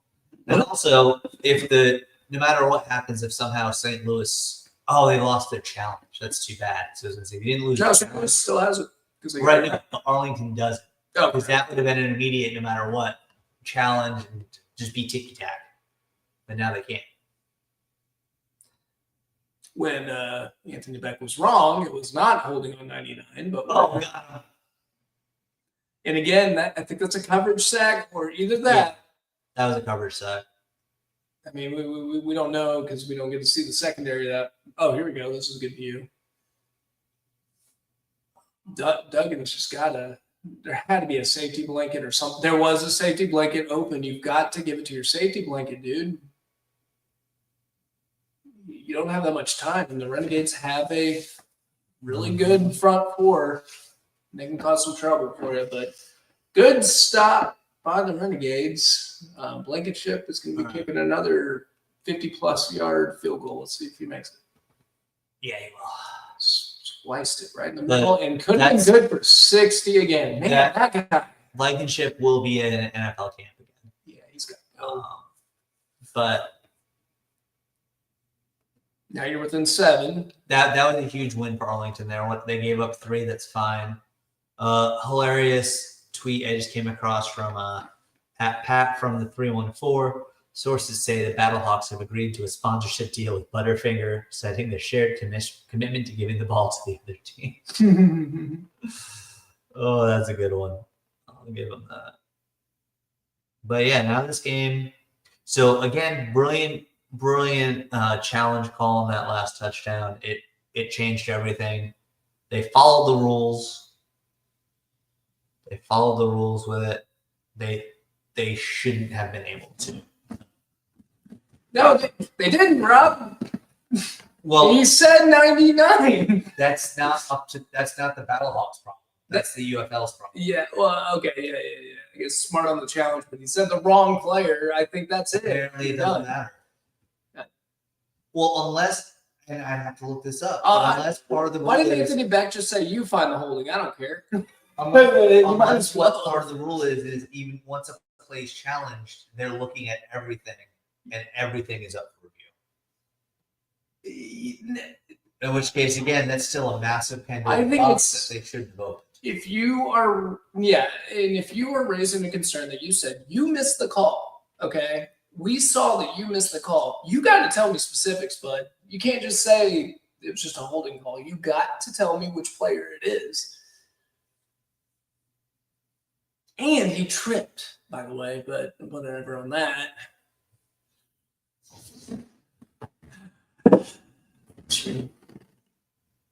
I don't let things go like that. It's probably a Cowboys thing. The Renegades are still winning. Yeah, and they are winning, but I've got that sinking feeling in my stomach again. Although the defense is playing pretty well, so I should be positive. Holding again. Might as well call it. Well, you got another challenge flag back. You might as well call it. No, he's going to save it for the next touchdown. Because he's smart. Oh my goodness! So for those of you that watch wrestling,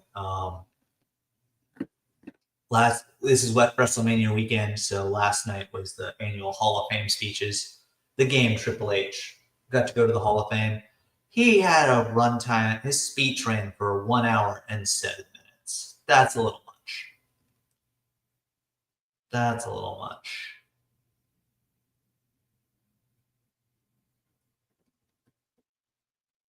We cannot run it in the middle. So 3rd and 1.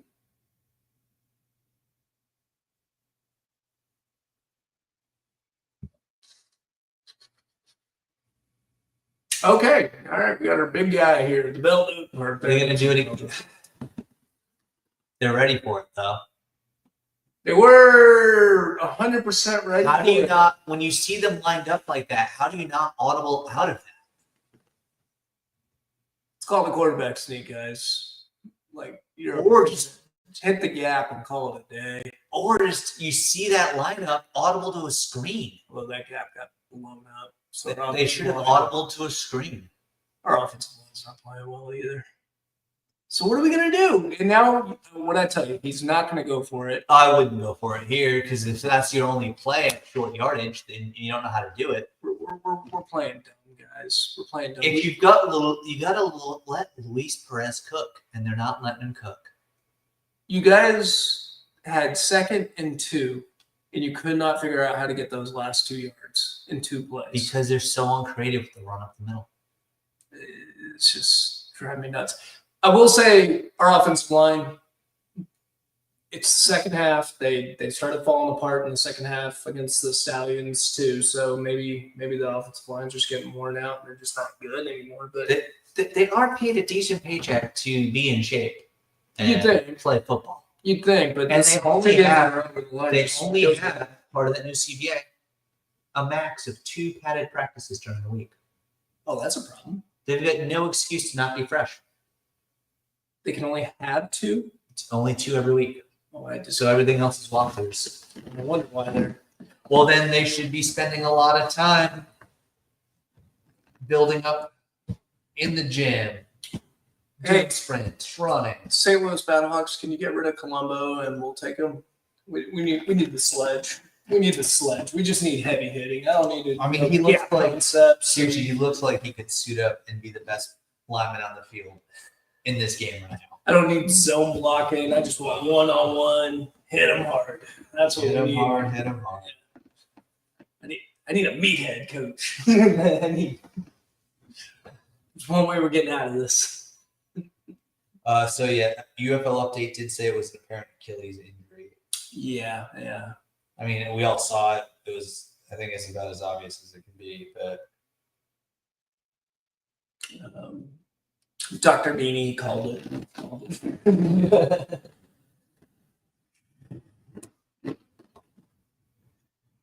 It's funny. He did. You'll see like an injury at work or something like that, and I'll be able to figure out what it is based off how much I've watched sports. And it's strictly off that. I've learned a lot about injuries in sports. But Man, I feel bad for Manny Wilkins. I think he actually had a good start to the year, although that last half, I wanted him to have a redemption game, although hopefully not against us. But it really, really sucks that he's out for the year and possibly his career. Yeah, hopefully not. Obviously, hopefully not for his whole career. But I hope not. But Achilles is a serious thing, especially with him. He's a running quarterback too, so you lose that speed. yeah, One of the strengths that he has, and I don't know if he can come back from it, but I hope he does. Prayers for Wilkins.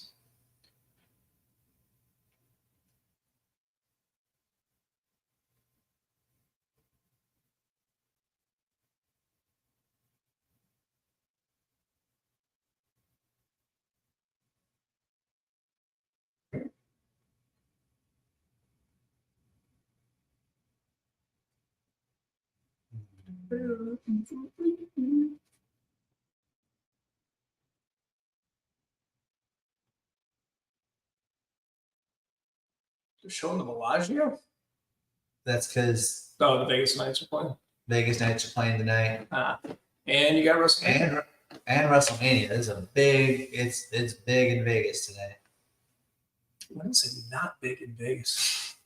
True. I will say it's gotten expensive to go out, not only stay but also gamble.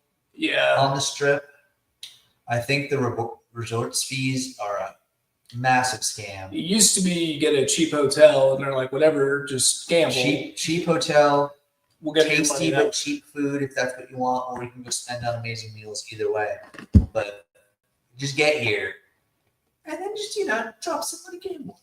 I think the biggest problem in Vegas is they used to have like multiple companies running casinos, and now it's pretty much just two.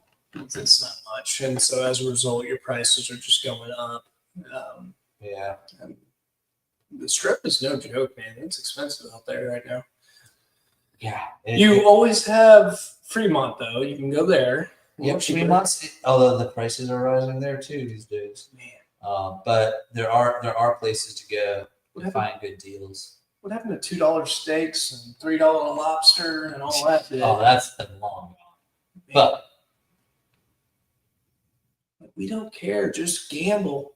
Yeah, and here in Texas, we can't play the slots or anything like that. We can't have casinos. But card rooms are alive and well. Here in Central Texas, we have a couple good ones. Possibly one of the best card rooms in the whole world in the Lodge Card Club. I spent most of my day there yesterday on my day off. It was a good time. Had my all. Looks like Sailors didn't get much there. Whoa! Okay, did we get a personal foul there? We're just punching helmets. Come on, what are we doing? Oh, I got it, Rob. Oh, I got it, Rob. They heard me. Yeah, there we go. Yeah. No, wait. Personal foul. How did the Renegades mess this up? The Renegades are still winning. Personal foul. Minus 10 points. Thank you. St. Louis wins the game. 9-6 fine. You can't punch someone in the helmet, even though it's so dumb. Like, what are you doing? Well, it's like you're not going to win that. I grew up as a hockey player. It drives me nuts seeing in the NHL, seeing them still drop gloves, but they can't remove their helmets anymore. So they're bare knuckles punching hard plastic. For a while, like when they first started changing the rules, the tilts would start and they'd each knock each other's helmet off and then fight. But then that was made to be a penalty too. So okay, fight if you want, keep your gloves on. Yeah, but aren't you getting a penalty anyway for the fight? Yeah. But if you're gonna get in the fight, at least keep if the helmets can't come off, can't knock them off, keep your gloves on. So that way you're not just like hard punching into hard plastic as hard as you can. At least keep a glove on. But it's tradition. I'll always drop. They're gonna call us on the Renegades. I think probably this game. Personal foul. What is this? What? What did 33 do? Charlton Taco does not know what happened. If you get called for a personal foul, you should have some idea that it happened. They're gonna say, What did he do? how's that, That got tackled. how is that a personal foul? He's the one that got tackled. What are you talking about? What did Tucker Charlton do? It shouldn't have been a 15-yard penalty. Tap Yeah, tap in. What in the world is going on?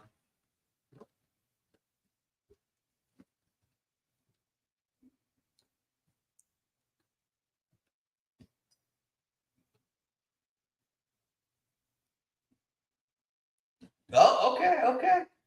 The announcers are confused too. The personal foul doesn't make sense. Call a hold, maybe, but a personal foul?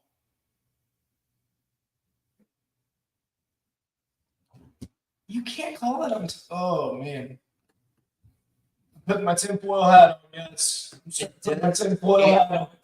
You know, and that's the thing when you have just like one person in charge of all this stuff that can make any call whenever they want, and you see all these games keep tightening it up late, and it's penalties that are doing it. You're giving Pereira way too much power, and even if he is being straight up and he's not manipulating this, you're just asking for all the tinfoil hat people to be like, this is wrestling that's on a football field. Yeah. Yeah, they're not. The announcers couldn't figure it out either. They were very confused with that one. So It's like Pereira felt they had to give it back. it was made on the field, though. I mean, I guess so. I don't know how that was a personal foul. I don't know what he did. He might have said something that was, "Ooh, that was a bad pass." Not because of the pass, but No, it was a bad pass. but he got hit. He was getting rid of it, so that's good. It's good to get rid of it. He ran out of time. That's on the offensive line. Ooh, Raider. Ooh, that was. Yeah, he couldn't finish his throw because he crashed into them. So that was kind of best case scenario. Because usually those, if you were able to get it more forward, you would have had a wobble or like we got picked. Could have gotten picked. He was able to get some zip out of it.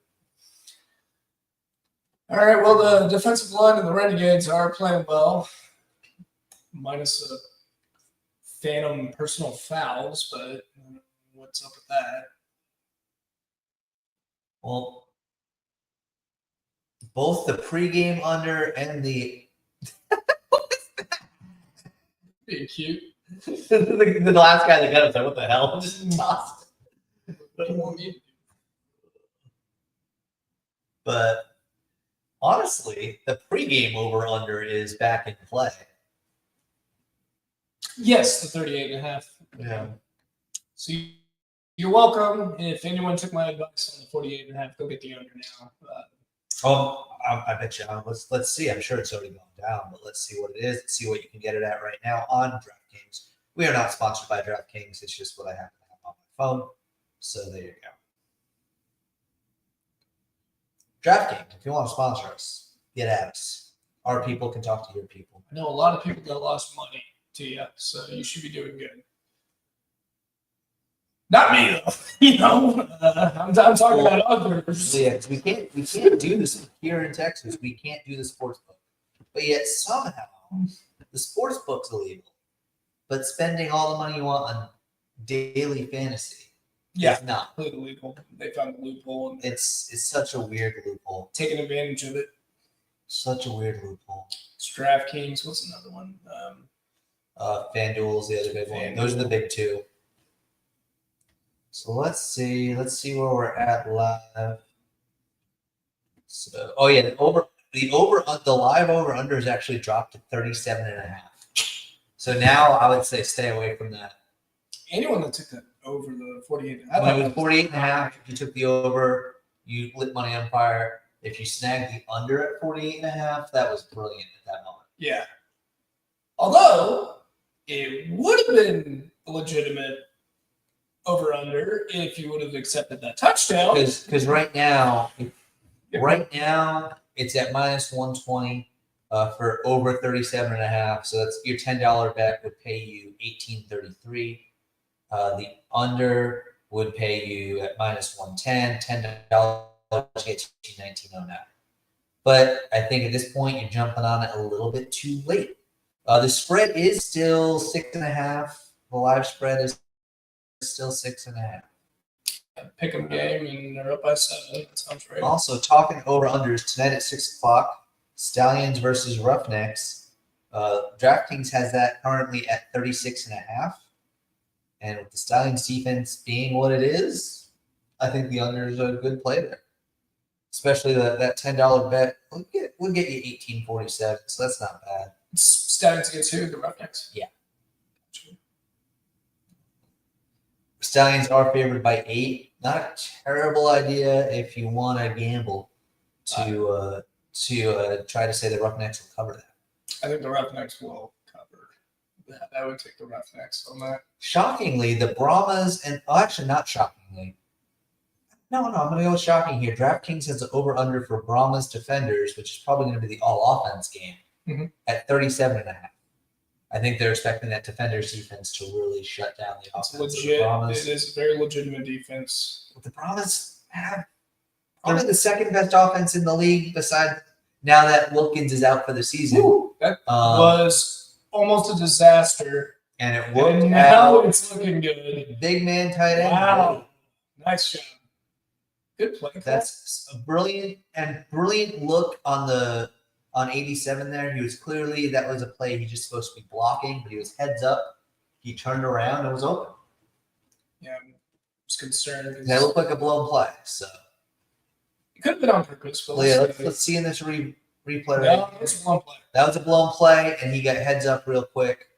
He knew he was gonna. He must have knew he was a safety valve, and he just took off. Left tackle. He picked the wrong guy. Yep. But yeah, I would say with Wilkins out, the Battlehawks offense is no longer in contention for best offense in the league. So I'd say that's right now the two best offenses are probably defenders, Brahmas. Possibly, we don't know. But the problem is the Brahmas got no defense. Oh, yeah. Peyton Jones is down. He's been having a good game today. So hopefully, I really hope it's just a cramp. Although it is not hot today in Texas. Easy there, Tony Romo. Do you remember that when Dak broke his leg? Oh, yeah. God, I hope it's a cramp. It's on snap.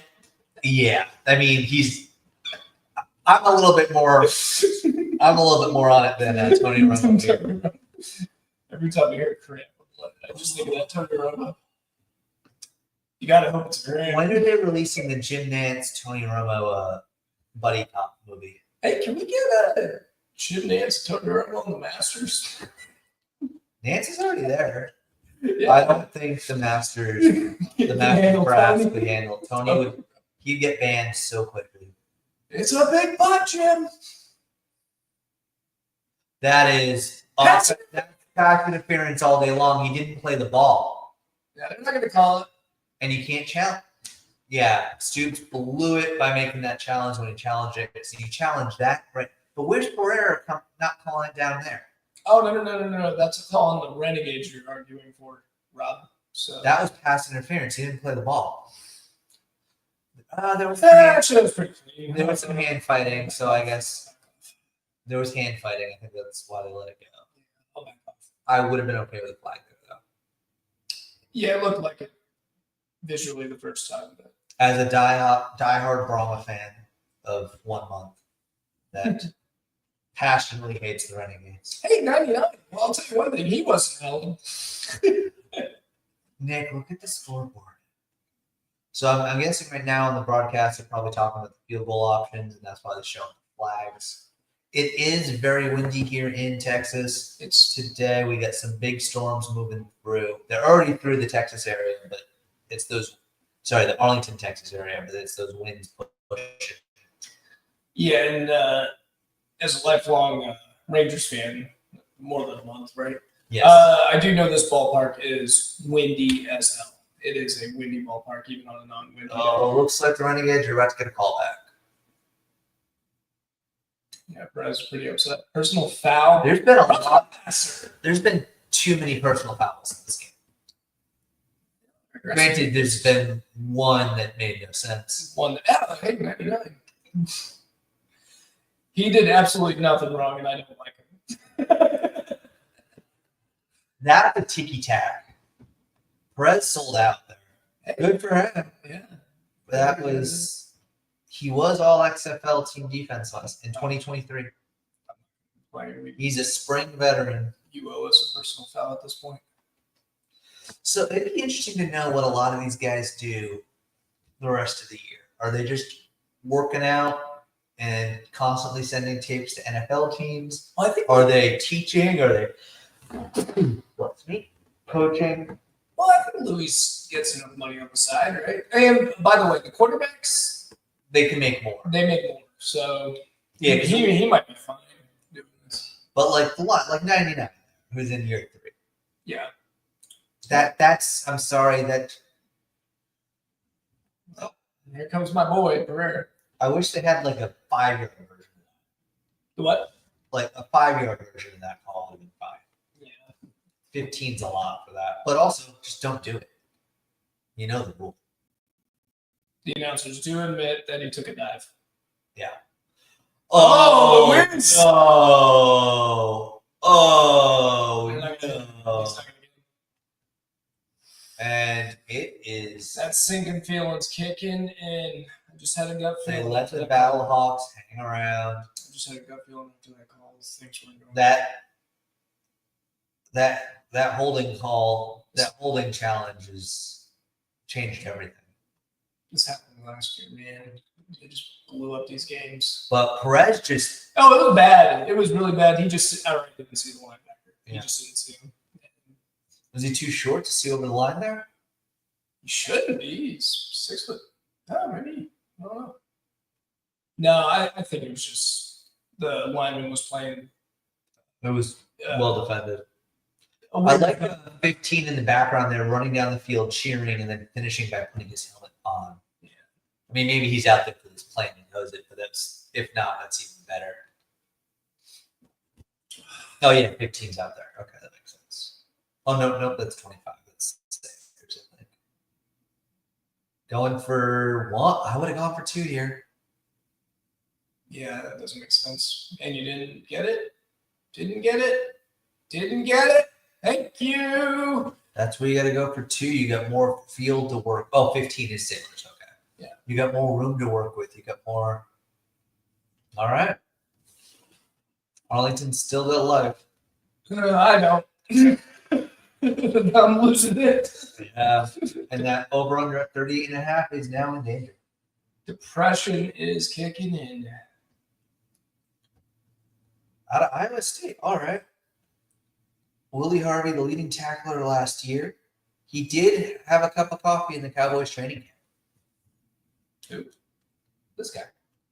Willie Harvey. I read it right off the screen. I'm not that good. I read it off the screen. And of course, we say thank you to all 60 plus of you that are watching live with us. Appreciate it. I hope we're entertaining. We're doing our best.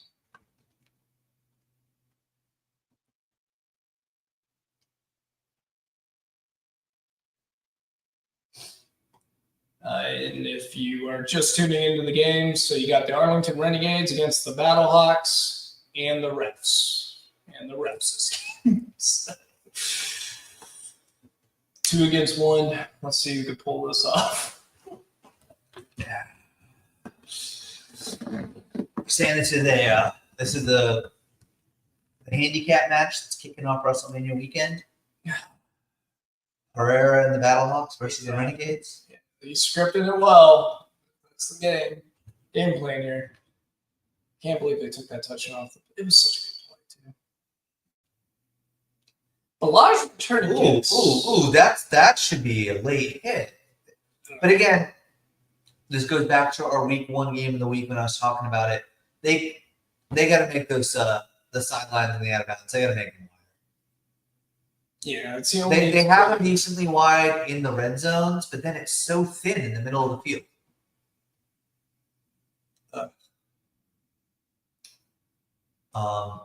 I think the Battlehawks would be quoting the great Herm Edwards right now. I mean, you play to win the game. Play to win the game. And they use the rules to their advantage. Honestly, Bill Belichick would be so manipulative with challenge rules. Yeah. And should be. Every coach should be. That exact scenario happened.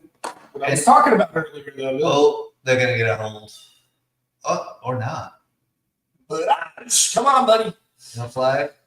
That's where No you. flag.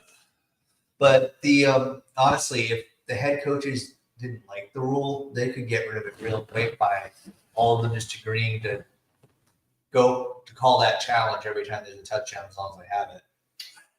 The UFL would be forced to change the rule by the next week. They'd be forced to because they would kill the games. It would. Oh my goodness! Did you have any idea that on short yardage, Bob Stoops was going to go right up the middle on a delayed handoff? Is that the 8th time they've done this today? So they had a 10th time, 2nd and 2 50th time that they botched. Now we got a 2nd and 1 that looks like this is 3rd down now. we're dealing. Third and Well, 3. okay, it was 2nd and 1. Now you should. 3rd and 3. You got to go get those first downs. They've been doing the same play the entire game. And it's not working clearly, so you got to just change it up, do something. And you have a pick 6 not included. You have a very accurate quarterback. I have a feeling someone like, quarterback. Oh, you got him. First down. That was a good play design. Be careful with that ball. Oh, yeah. Just go down, dude. That's just asking me to get hurt. Well, I got to give credit to Vaughn. He did a good job at holding on to it. But also, like, especially on turf like that, when you start fighting, I start worrying about knees and ankles. Mm-hmm. Because I guess it's upset with the offensive lineman or the tech for not being fast enough. He's hyping him up. I think Perez wants to score before the 4th quarter starts. And that's not going to happen. Stop running the ball. Just let me cut. Oh, there we go. Yep, that's But fine. No, it's okay. No, that works. It's fine. He's going to get, I don't know whether he's in on the first down, I'd say. I love the camera there. Where it just follows. It's getting chippy on the field. I will say, as bad as the game was last night, the Memphis no-shows versus the Panthers, I did like they had the Fox cam on the defenders. They got the camera right here so that you'd see what's going on. They bring in, that was cool. Yeah, you feel like a player on the field. Yeah. I think they only do that because they call it the Fox cam. So I don't think they have that for ESPN ABC games. But they should. Motion. I'm a big fan of that. Okay, so oh wow, they hit my 2 favorite points. Let's go. he got like What are you yelling about Anthony Beck? I don't know why Anthony Beck's just getting under my crawl. That's the.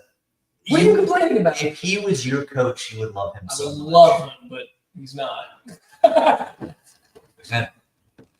No, and he is a good coach. He's a good coach. I'm not disagreeing with that. I'm seeing what he's yelling about right now, actually. I think he's just mad about the missed tackle. The Renegades go no huddle. I love that. Limits the pass rush. Mm-hmm.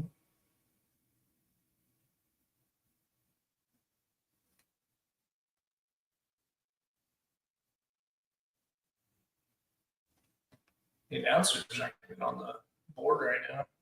No? Yeah, it's really weird. It might be tuned out. This game definitely is getting chippy. It's getting good.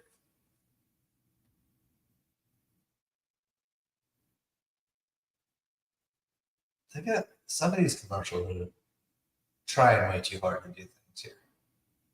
I think the announcers are down. Well, I mean, right now, commercial. No, I'm talking about from the previous game, though. I think they have audio issues. Oh, let's see if Twitter's saying anything.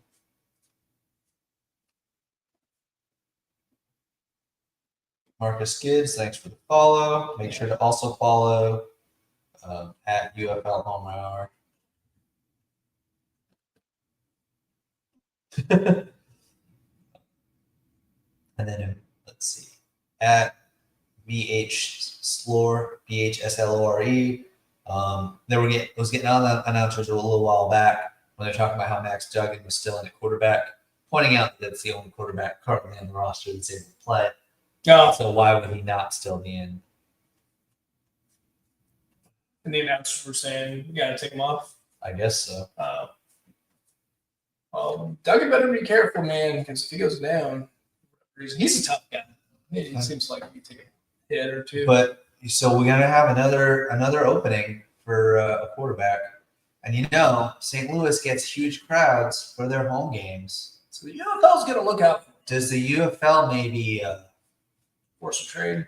Money Whip and Aaron Rodgers to show up for a couple games? You gotta stop. Come on. You heard the man. He's looking for $10 million. He said the money wasn't an issue. You know how prideful he is. He's not going to go to the UFL. If he could be the first quarterback to be the starting quarterback for a Super Bowl champion and a UFL champion, It'd be something. first ballot UFL Hall of Famer right there.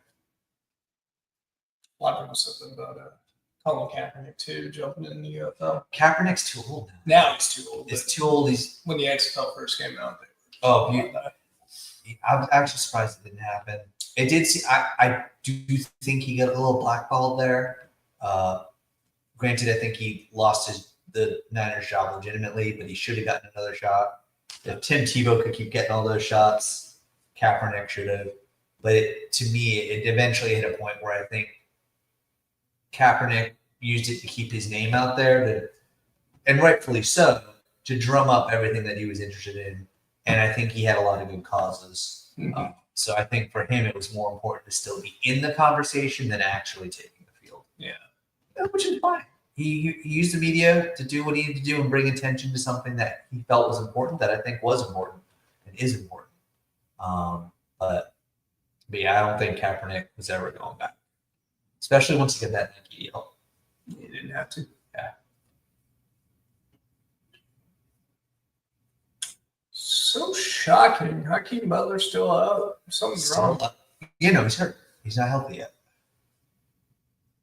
Yeah, but I just don't know what they say it was. Let me look it back up. Feel free to comment in the chat if you know. To the Battlehawk Nation, Kaka Nation, as I say, that's my favorite wide receiver in the league is Hakeem Butler. Wish Rob would get a chance to see him, but I guess he's not feeling too good. Yeah. He's not. I'm looking it up in a second. Hang on. Doing some quick hit marketing. 2, we got the first time after running it. There we go, boys. Now we're getting it. Let's see. Let's look up Hakeem Butler. You got Balaj. Did the announcers come back? Yeah. Probably seen this bathroom. Maybe. I mean, you got all the audio on the field. You don't need to actually stay constant. It's entertaining in itself. For sure.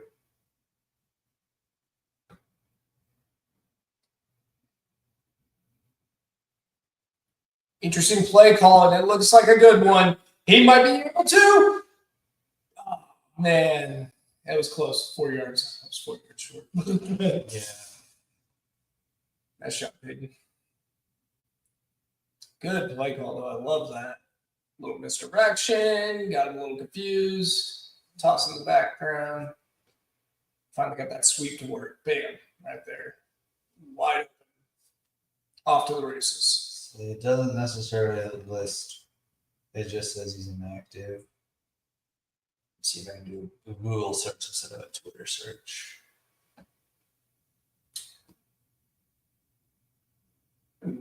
Kind of glad they got caught. No, that's Hunter. And nice job. Got the touchdown. Did not go down. Oh, I think it looked like this defenders thought he was tackled, and he wasn't. And now we're finally at 22. And depending on what they do, the over is now in play for the pregame over. It could fall right here. Man, Hunter's pumped, too. Day Hunter. He should be. That was a great play. Yeah, it's a good 1-2 punch. I like the Day Hunter and Balaj combo. Bam, baby. All right, guys. There is just 2 weeks ago, he posted himself on his Instagram. See you soon. Okay. All right. So whatever it is, he's coming back. he's coming back. Good. But there's not He could just be personal not much. reasons. news out there. I doubt it personally. It'd be an injury. But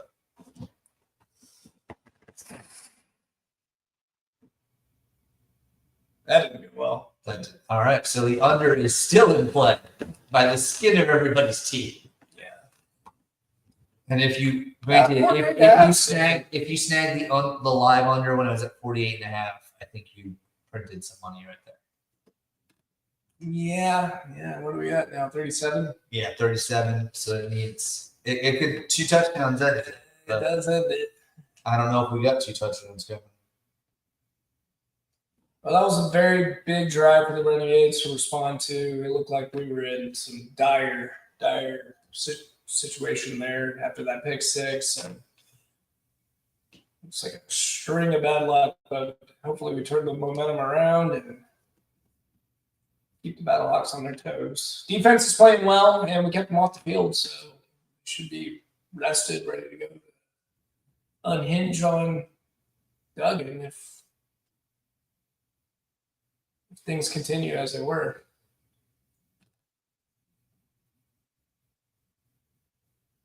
Rob, you missed it. You had Tom Brady on a big goat. Well, because he's one of the few that actually can be called the goat. The goat is horribly overused. You telling me Dirk Nowitzki's not the goat? You watch your mouth, son. For the well, he is locked in as the GOAT for the Dallas Mavericks. There you go. The GOAT for the greatest of all time. So you get especially with Luka gone now. Yeah. That was Luka was the heir apparent. Oh, heir apparent better. Dirk even admitted it. I have a feeling at some point this offseason Dirk's gonna give an interview somewhere at some event. Tim McMahon's got a big article coming out, an expose involving Mark Cuban and Dirk Nowitzki. And he said as soon as they get eliminated, he's going so maybe today. Then obviously Mavs Twitter followed it. Or would the smart thing be to release it the first Lakers playoff game? So they were expecting it right after the game, and then Tim had it post, I'm going to release it Monday. So Monday I will be paying attention to X, and I'm sure we'll have a segment on it during our next podcast. Yeah. No, we'll stick to UFL, but I'm sure we'll talk about it for a minute or two. Yeah, I can't help it. It's just such. Yeah, it's destroyed the city. Destroyed the city, or just destroyed the Mavericks? Dude, the city's upset. Like you got a lot of people upset. I think if a sports figure is going to destroy the city of Dallas, I think his name is Jerry Jones. No, not anymore. Jerry Jones looks like a golden child right now. Well, it's so close, but it's coming back on hold. Or moving forward 15 yards with a personal foul against the Renegades for being on the field. Right. Yeah, they'll find something. They're out of challenges, and that also. There you go. Brings it back. So now you're forcing Duggan to throw, and he's shown he needs some time. Oh, Luis Perez interview. I'm going to tap into that.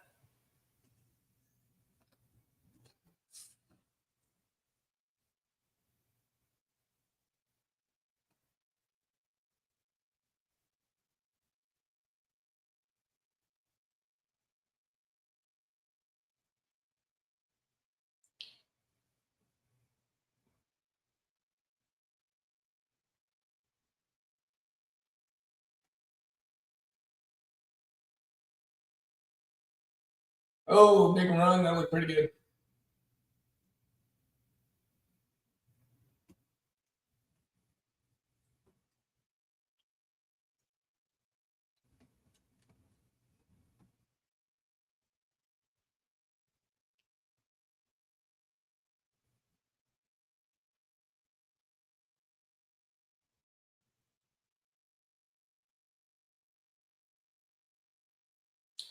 So I think they're going to play it safe and just continue to run with Duggan. That makes no sense. There's the That back. was an example. He just gave up on looking downfield. Well, he had he paused to look downfield, he was hit. He was trying to keep the play alive. It's a tough position, Rob. Quarterback is a tough position.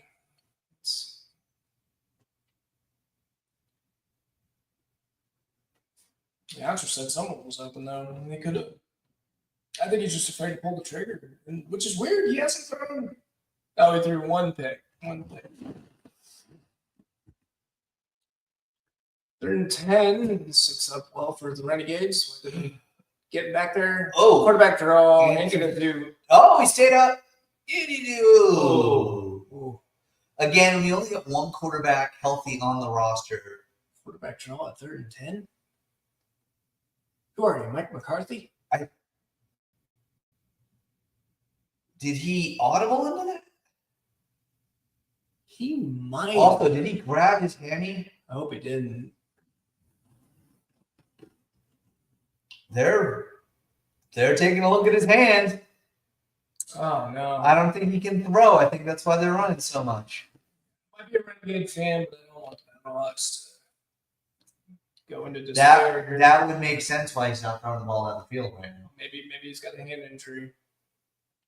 Oh, and he did have that play where yeah, snapped. And his whole body crashed into So I hope he didn't mess anything up. All access with Anthony Becht. I gotta say, if San Antonio could throw a bunch of money to bring him on over, he's a good coach. Peyton Party could be great, but I want Anthony. I want that emotion. That's what I want on the sidelines. Yeah, he's pretty driven. Am I allowed to change my allegiance just based on the head coach? Which one is it though? You got DC Defenders you like? No, DC Defenders, I said, are the most exciting team to watch. They are. Actually, I thought the Battlehawks were for a while, but no, not a quarterback. But if you bring in Aaron Rodgers, look, I love Balaj, I do, but it's just not working, man. He's not quick enough. You have to. Well, right now that they know the other quarterback can't throw, so they're just chewing the clock up. They're not worried. They know the game. They're running the clock up. They know they won. Still, I would want to push it to 2 possessions just in case things go wrong. Oh, yeah, but they're going to do it as safely as possible. We go with Hunter. There you go. All right. 3rd and 3, 3rd and 4, 1, 3, 3rd and 3. Now, so you know what's going to happen. Delayed handoff. Up the middle. Lost it 2. I hope they don't. It's only happened 8 times. They are hitting him with the end arounds every once in a while, and that seems to be working. So I wouldn't be shocked if they try it one more time. But it's 3rd and 4. You're just doing that safe. They do it 5 yard. Find a soft spot in the zone. 8 up. Nope. Or lose pressure. Or press. Slide and don't hit him. That was SOB. Don't hit him. No, 23 saw it. 23. Yeah. It's getting worried there. But he wanted to go to 8, but 8 was just covered. Yeah, so he's like, all right, F it. I got it. That shot loose.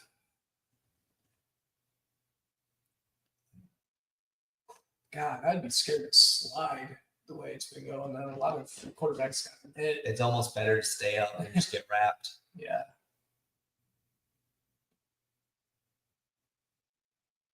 Wow, that was a lot for nothing. For nothing. Good job to Battlehawk defense. Because when you try to do that much, but you do it that quickly, it doesn't matter all the other crap you did. It was too fast. They didn't have to change what they were doing. You just need those safeties to go that way for just a second. That's the goal. But that was too quick to make the safeties do anything. I have no problem with the play call and the trickery. It didn't work. It's going to be slightly more drawn in. Battlehawks. Sometimes defense just sniff it out. They figured it out, so I'm not going to forget about that.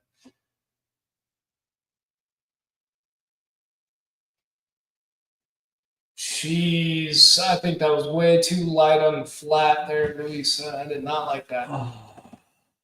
My family chat is blowing up about the next Bruins head coach. Oh, yeah. Hockey family, so, you know. if you're gonna throw it to the flat, you better zip it because that's where pick sixes happen. I was a little upset with that. But Vaughn said it was his fault. No, I didn't say it was Vaughn's fault. Receivers are always Trying to help his boy out, I guess, but it wasn't his fault. You You want should have someone open in the middle here, but I guess not. Oh, Don't throw across. Just kill this play. Yeah. and punt. Someone should have been open over there, but I guess he didn't have enough time to look. Oh, there we go. Get a good view of it. Unless it didn't run around that direction. Let's see everything. No, that was. But now here's the critical. Here's the critical thing: if Max Duggan can't throw a pass, this drive was enough to win the game because the Battlehawks can't score a turnover. Yeah. Yeah, it looked like he wanted to throw it across the body. I'm like, please, If he wanted to, he was disciplined about it. Yeah, he was like, let's get it. All right, well, start this. All excitement is turned into a defensive struggle, and they're And going back to the stare, and that is a very taped up hand. You must have hit the thumb on a helmet. way behind.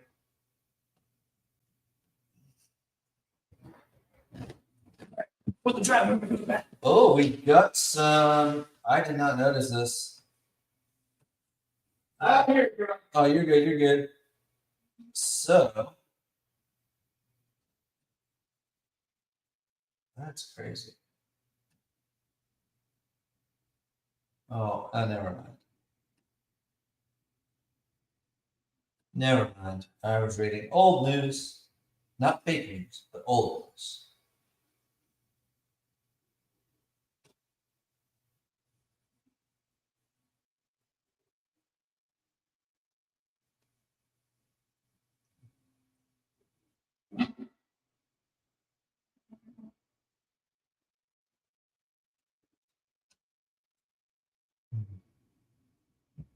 See what we got any. Let's go see. Anyone interacting with us on Twitter? Let's find it.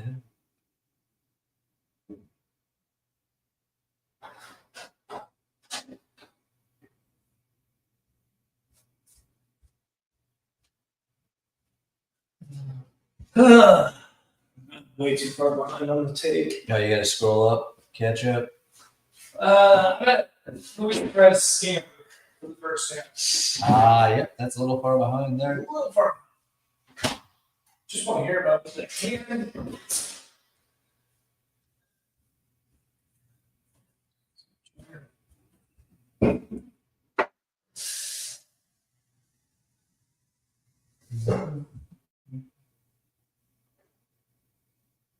That's not right. I wanted this.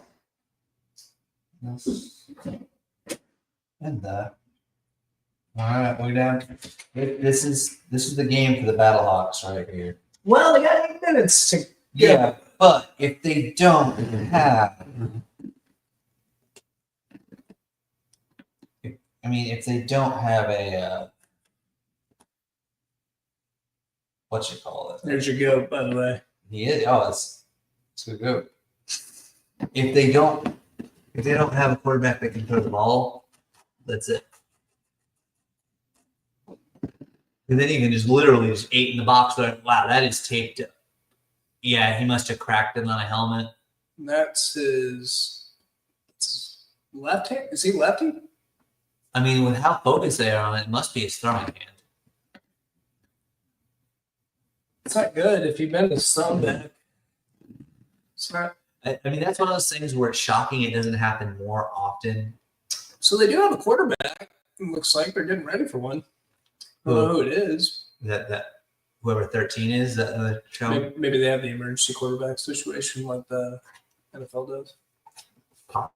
Well, if you have a guy, I would probably put him in. You got to be able to throw the ball. It's kind of because they can just tee off on this stuff. I mean, it's not bad, but you just put Nate in the box and call it a day. If you gotta at least fake that you're throwing it or something, because or you could actually throw one so that they can start believing you. That is his left hand. I don't know though if he's.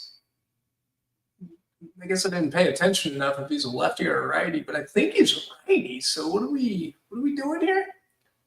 No, it looks like it's throwing it. No, it's Yeah, I think we're freaking out about. I mean, it probably hurts, but you don't need to throw with that. Yeah, because he backed it up here, so he's right-handed. I don't understand what they're. I'll search it in a second.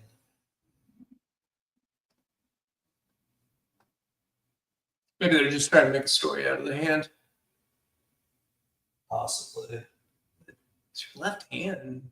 I mean, no, but he backed up over here. That's a righty position.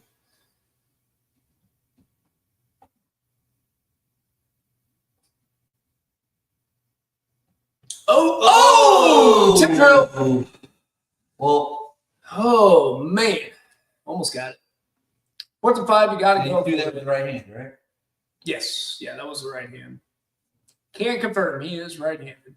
Yeah, I mean, Yeah. So what are we worried about? yeah, I don't know. And he had plenty of zip on it. Just throw it right to our guy. Are they punting? They're actually doing it. Well, it's a one-score game, but also the play calling is. It seems like they're just trying to get out of the game. Okay, well, Renegades. I'm still in favor of a field goal. I want a field goal out of this drive, but either run the clock out or. Well, you want a touchdown, but I'd like to see some points scored. Well, yeah. Now you gotta go. You gotta go what? Okay, come. 25 yards field goal range. Yeah, it was okay. You were just upset. Okay, I thought he was getting all. I was like, No, he was like I was this close to breaking it, and he was. He was. No, Price is a pretty interesting player. I've been seeing him a lot for good reasons. There's 2 reasons why you see a quarterback a lot. It's either really bad or really good. This has been really good. He seems really dialed in, and that was a pretty good return there too. Very exciting guy to watch. Yeah. Can the Renegades ice this game? We don't need much. Here comes the end around. Nope. Pick the end around. To go right up the middle again. How many times are they going to do that? And it looked like Peyton was open for the end around. So, yeah, it was a little. But why run a play that can get you more yards when you can go up the middle for 1? Yeah. Yeah. I don't know. Don't they say 1 yard in a cloud of dust wins you the game? Yeah, right. I mean, they're winning, but this play calling has been very frustrating. Well, I think they're trying to play conservative, which is annoying right now because I've seen us blow these games before. That's why I'm like just demanding, please get a field goal out of this. There you go. So you're gonna. He was open, Luis. He missed.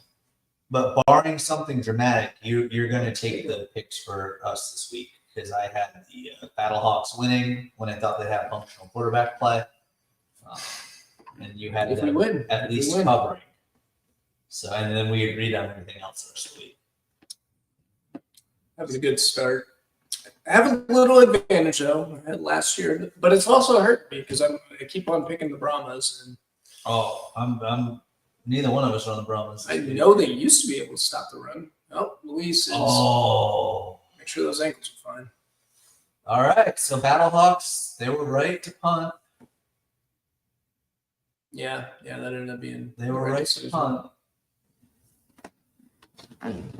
Our offensive line, if it's atrocious when. Oh, that was so bad. 66. They're not good at pass blocking, huh?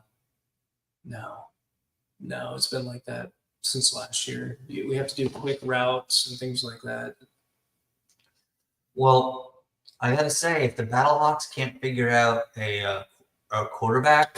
King almost got the block, but we got it through, and 9-0 over pursued. I've seen that a lot in the UFL. Have you noticed that? Oh, yeah. A lot of over pursuing.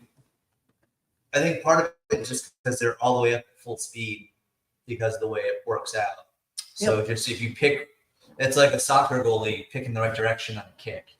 Yeah. I just feel like the NFL, they're a little bit better at controlling it, I guess. Yeah. Well, they're better players. Yeah, they're better players. Also, you've got, in this league, I mean, yes, it's a team sport, but every player is looking for those highlight reel plays that can get him a phone call to get to camp. This is really good field position for Duggan, so we'll see if, and we know he can throw it. But yeah, if they can't figure out quarterback play, terrible. How is that not holding? That was a great play. How is that not holding though? All right, so Duggan woke up. You just tackled 54 though. Look at this. You can't shove him in the back. That was you're right. What do we? And holding's not something I see too often. But you're going to see a lot of it. But when it's obvious after that earlier call, not because of that, it's just when it's blatantly obvious. It was hard to miss. It was holding. I don't know what are we doing. You can't shove them in the back. But I don't understand. I have a sinking feeling again, man. I don't like this. Duggan can throw. We know that. So I mean, if they can somehow sneak this win out, it's huge because they're showing they've got a major issue at the quarterback position right now, which would put them sitting in 5th place when 4 teams make it. So it's just got that feel. But if you can let Duggan cook, and he can keep making those 10, 15. Keep in mind, Beck still has a challenge too, so so some fluky thing can happen. And Sailors is just is he good? Yeah, he's pretty good. He's having an all right game this week, but I mean, he was real hot early, and then they kind of took him out of the game for a while. But oh my God, guys. Nick's stressing, y'all. Nick is stressing. It's just how we lose. It's getting frustrating. That's what's bothering me. They just showed a timeout, and then they messed. Okay, maybe they added time on the clock. I don't know. I saw Renegades timeout, and then I saw the clock still. I know that they got it right. That was weird.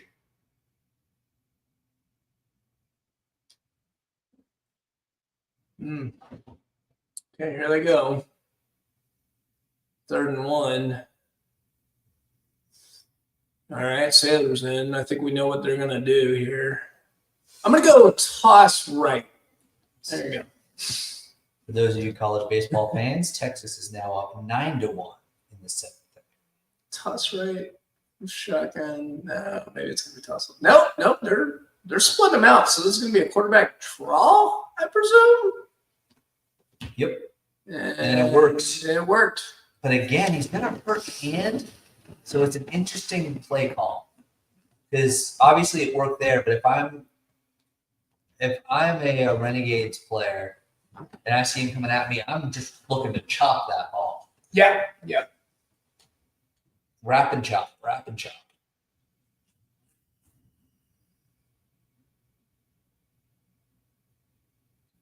Bad tackling there.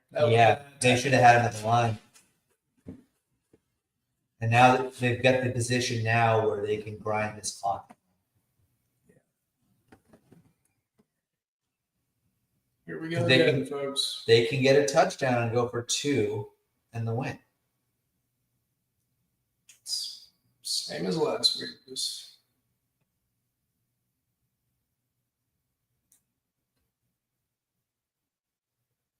That's a part of 3 that guy's taking a driver out there. Did you notice that? I did notice that. But they're also drinking a lot of Fireball. So maybe that's why. And apparently they had kegs of Fireball. That just sounds dangerous. Yeah. You got a kick out of that, though. I wonder if they did that on purpose for the golfer. I'm thinking, what? Yeah. I've never, I love golf, as you know. I've never been the one to be like, all right, let's go out and pound like 8 shots of Fireball and play golf. No. Yeah, it's maybe 1 or a beer or 2, but it's miserable when you're plastered and you're playing bad. Yeah. But usually you don't care when you're that drunk. Yeah. Yep. You're just like, what? I tried to get out on the course yesterday, but because I took the day off, but I also made the mistake in the Austin area of sleeping in. So I was like, but people still got to work. I showed up at Hancock at 10. The players assistant was like at the entrance to the parking lot, just waving people off. Because the line was that big? Yeah. I was like, how? He goes, oh, he goes, Good Friday. Yeah, a lot of people had it off. He goes, oh, there's a big line. I'm like, all right, well, I'm going to pull in so I can turn around and head out. And I spun around. And I did like the repaving get done. But there was a good, 30 plus people just waiting at the first tee. I was like, nope. Yeah. Like, maybe I shot over to Lions, see if I could slip on as a single somewhere. And he was like, if you got here an hour ago, you'd already be on the course. But now he goes, maybe in an hour I might be able to get you on. I was like, all right, have a good day. I wasn't waiting an hour for maybe. My home course shop was all booked up. So, plus with how windy it's been lately, I was hoping to play a course where not every shot you hit is the potential to go out of bounds. Right.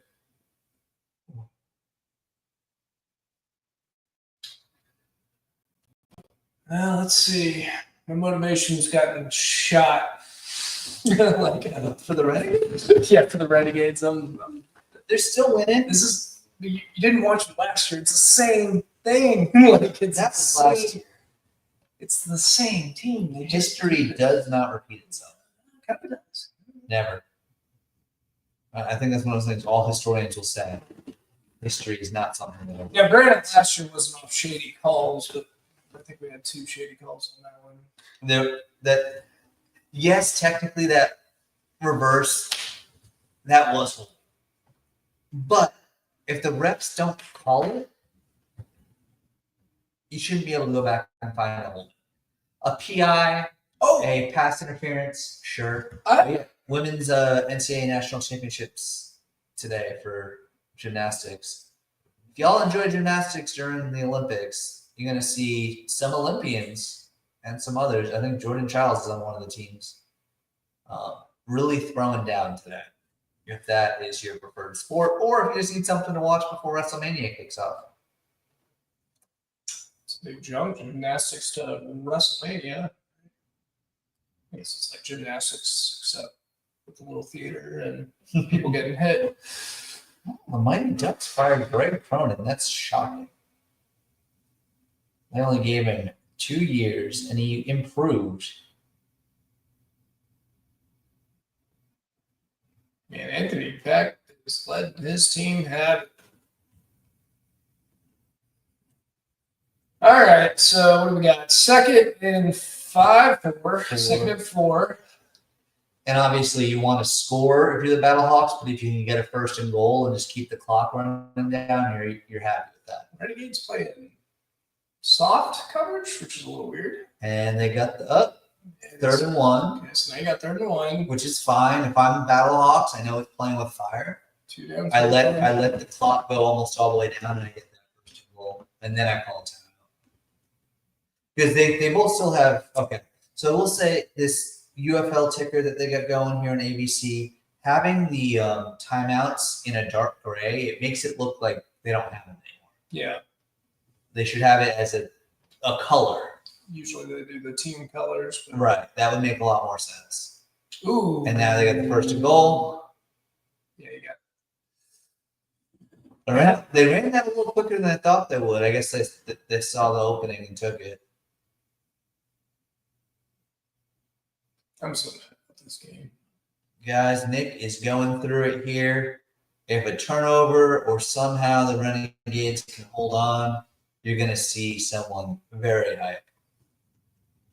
And if they don't, you're going to see a very angry sports fan. What's up there? Do you see the guy with the gloves? Yeah. What is that? Gosh. Dude, they were like rubber orange gloves. Like,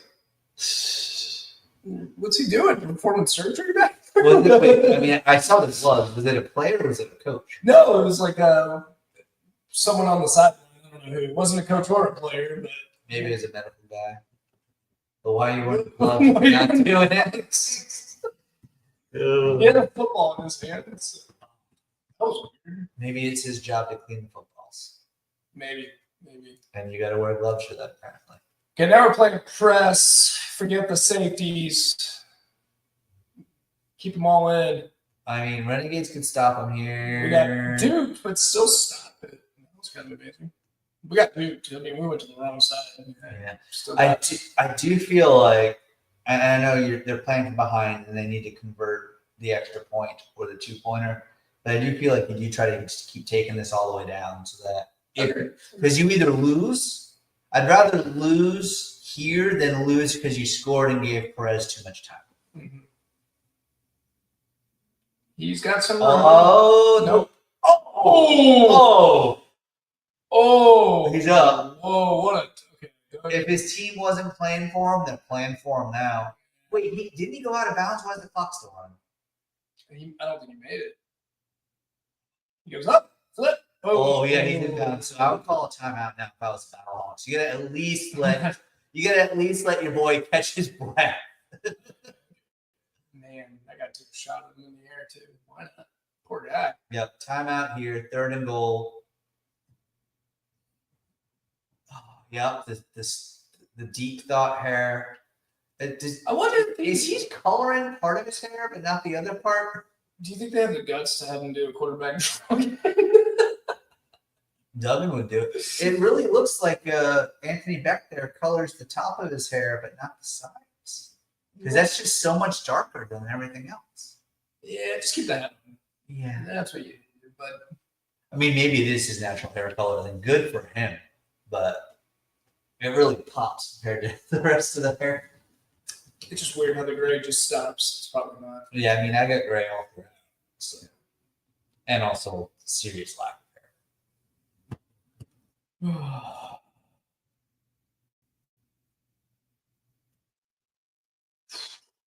I would. Yep, there you go. Oh, you got it. Oh. So we got one more though. One more. They got the play they wanted. It was just, did they tip that? I think Price just beat his man. Because they got the exact play they wanted. 12 was open. Price just played. Yeah. I got tipped by 18, I think. Okay. That's pain. I think 18 got his hand out. I don't know why they're filming Price. Not over yet, though, boys. Come This on. is the game right here. And then do they get to, if they don't get it, can they challenge and call a defensive? Yes, they can. And they probably will. Oh! Okay. I don't even know if Duggan can celebrate right now. He's going to probably score. Duggan, that was cute. Nice try, buddy. Duggan balled out today. He didn't have the best day. So this could be the worst case scenario because the challenge is coming. I guarantee you the challenge is coming. And this is if this all holds, this is a Scott Van Pelt bad beat for the over-under. Yeah, big time. So he's got to challenge it. But how did the receiver not pull that in? Duggan put it in the right spot. But here's the problem. They wore that defense out, running that back all the way to the end zone. And the challenge is coming. I promise you. He's going to. How did 12 not bring that ball in? Yeah, I wouldn't freak out yet. I have to wait. I have to wait out that challenge. He's gonna throw it. He has to. He has no choice. He's just got to figure out what he's challenging. He's got to figure out what's a challenge, but he's got one. So you do it. You just do it, and you just need to figure out what to do. And if it does get overturned, that is the perfect of why that rule is wrong. Yeah. Nope, nothing's coming. Something should be coming. Oh, you know what, though? It could be under 2 minutes. Maybe you can't. I don't know the rules there. I'm not sure. I don't care then. Woo! All right. I'm surprised you're not just going for one here. All right. What are we doing? Whoa. It's a challenge coming in. Why are we stopping? The challenge is coming in. Because what they're doing is they're looking for the challenge. They're looking for something to call. And he has to. I know. I agree with that. But this is why this rule is a bridge too far. No, I have nothing wrong with the super challenge, but he shouldn't have one. Here's the challenge. Listen in. Time to listen in. He's going to make up something. He's got to.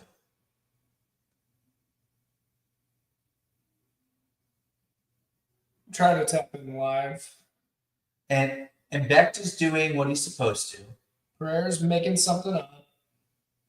Pereira's looking. Also, where do they have Pereira where he needs to wear a winter coat indoors? I don't think there's anything, though. It looks pretty clean. It looks very clean. I don't see holding. I don't see a damn thing. I think that actually is. Unless you want to call it on 5 on 1. But that's not where the play was going. Oh, you're looking at it way too long, dude. You could argue that 5 got it on 1. What are we getting here?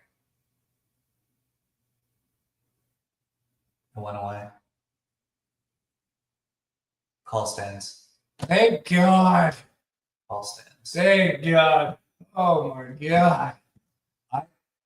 Oh, good job, Renegades. I honestly don't put that on Duggan, but also that was a hard throw overall. I don't know. Duggan can run. Why aren't you moving him around a little bit to try to get some separation somewhere? Yeah. Granted, 2 plays in a row, he had his receiver, and 2 plays in a row, 12 didn't do it. Twice in a row, 12 did not do it. All right, guys, let's get. Yeah, we're done now. St. Louis, you can't win. It's over. Don't draw it out. What's that chant? You could still win. No. You could still win. I really highly doubt it, but you could still win. But that does 28. So we're at. Oh, that was a big game. That was big. So Thank 43. You. So the over hits pregame. And barring some real shenanigans, the live at 48.5 will be under. Unless there's some real shenanigans. He's just packing it in. Why not, I guess. So now we're at 45. So if St. Louis can return it, the live over will hit. And you know what? And then we could have 2 bad beats in a row for the same game. Oh, this game got entertaining. How did he not get oxygen after that? Do they have oxygen in the UFL? I mean, they need to do a headset and a handset, so they probably can't afford the oxygen. Yeah, right. Nice job by Gene. That was big. Boy, man, that was not feeling good there for a second. I'm back. I'm alive, guys. I'm alive. Woo! Yeah, I don't prefer these on Renegade games. I think I get a little too emotional. I think it's great. Just bums me out, man. The way last year went down, I was like, come on, get a 1W. We need a big win. And it's against a legitimate team. Battlehawks, obviously, going down in the power rankings. I think they have I think they're 5th now. Yeah, that could be fair. They got to solve the quarterback thing. I think Duggan could be it, but they got to adjust to his game, and also he's got to not try to kill himself every time he runs. Yeah. But if he's your quarterback, the way he sold out today and battled, he was the last guy back on that pick 6. He was the one helicoptering through the air. Like, Duggan didn't stop playing. Yeah, he's scrappy. He does have a cannon of an arm. If I'm Becht, I am going into offense meeting and highlighting the fact that Duggan, who threw the pick 6, is all the way down there. And where the hell are the rest of the players? Yeah.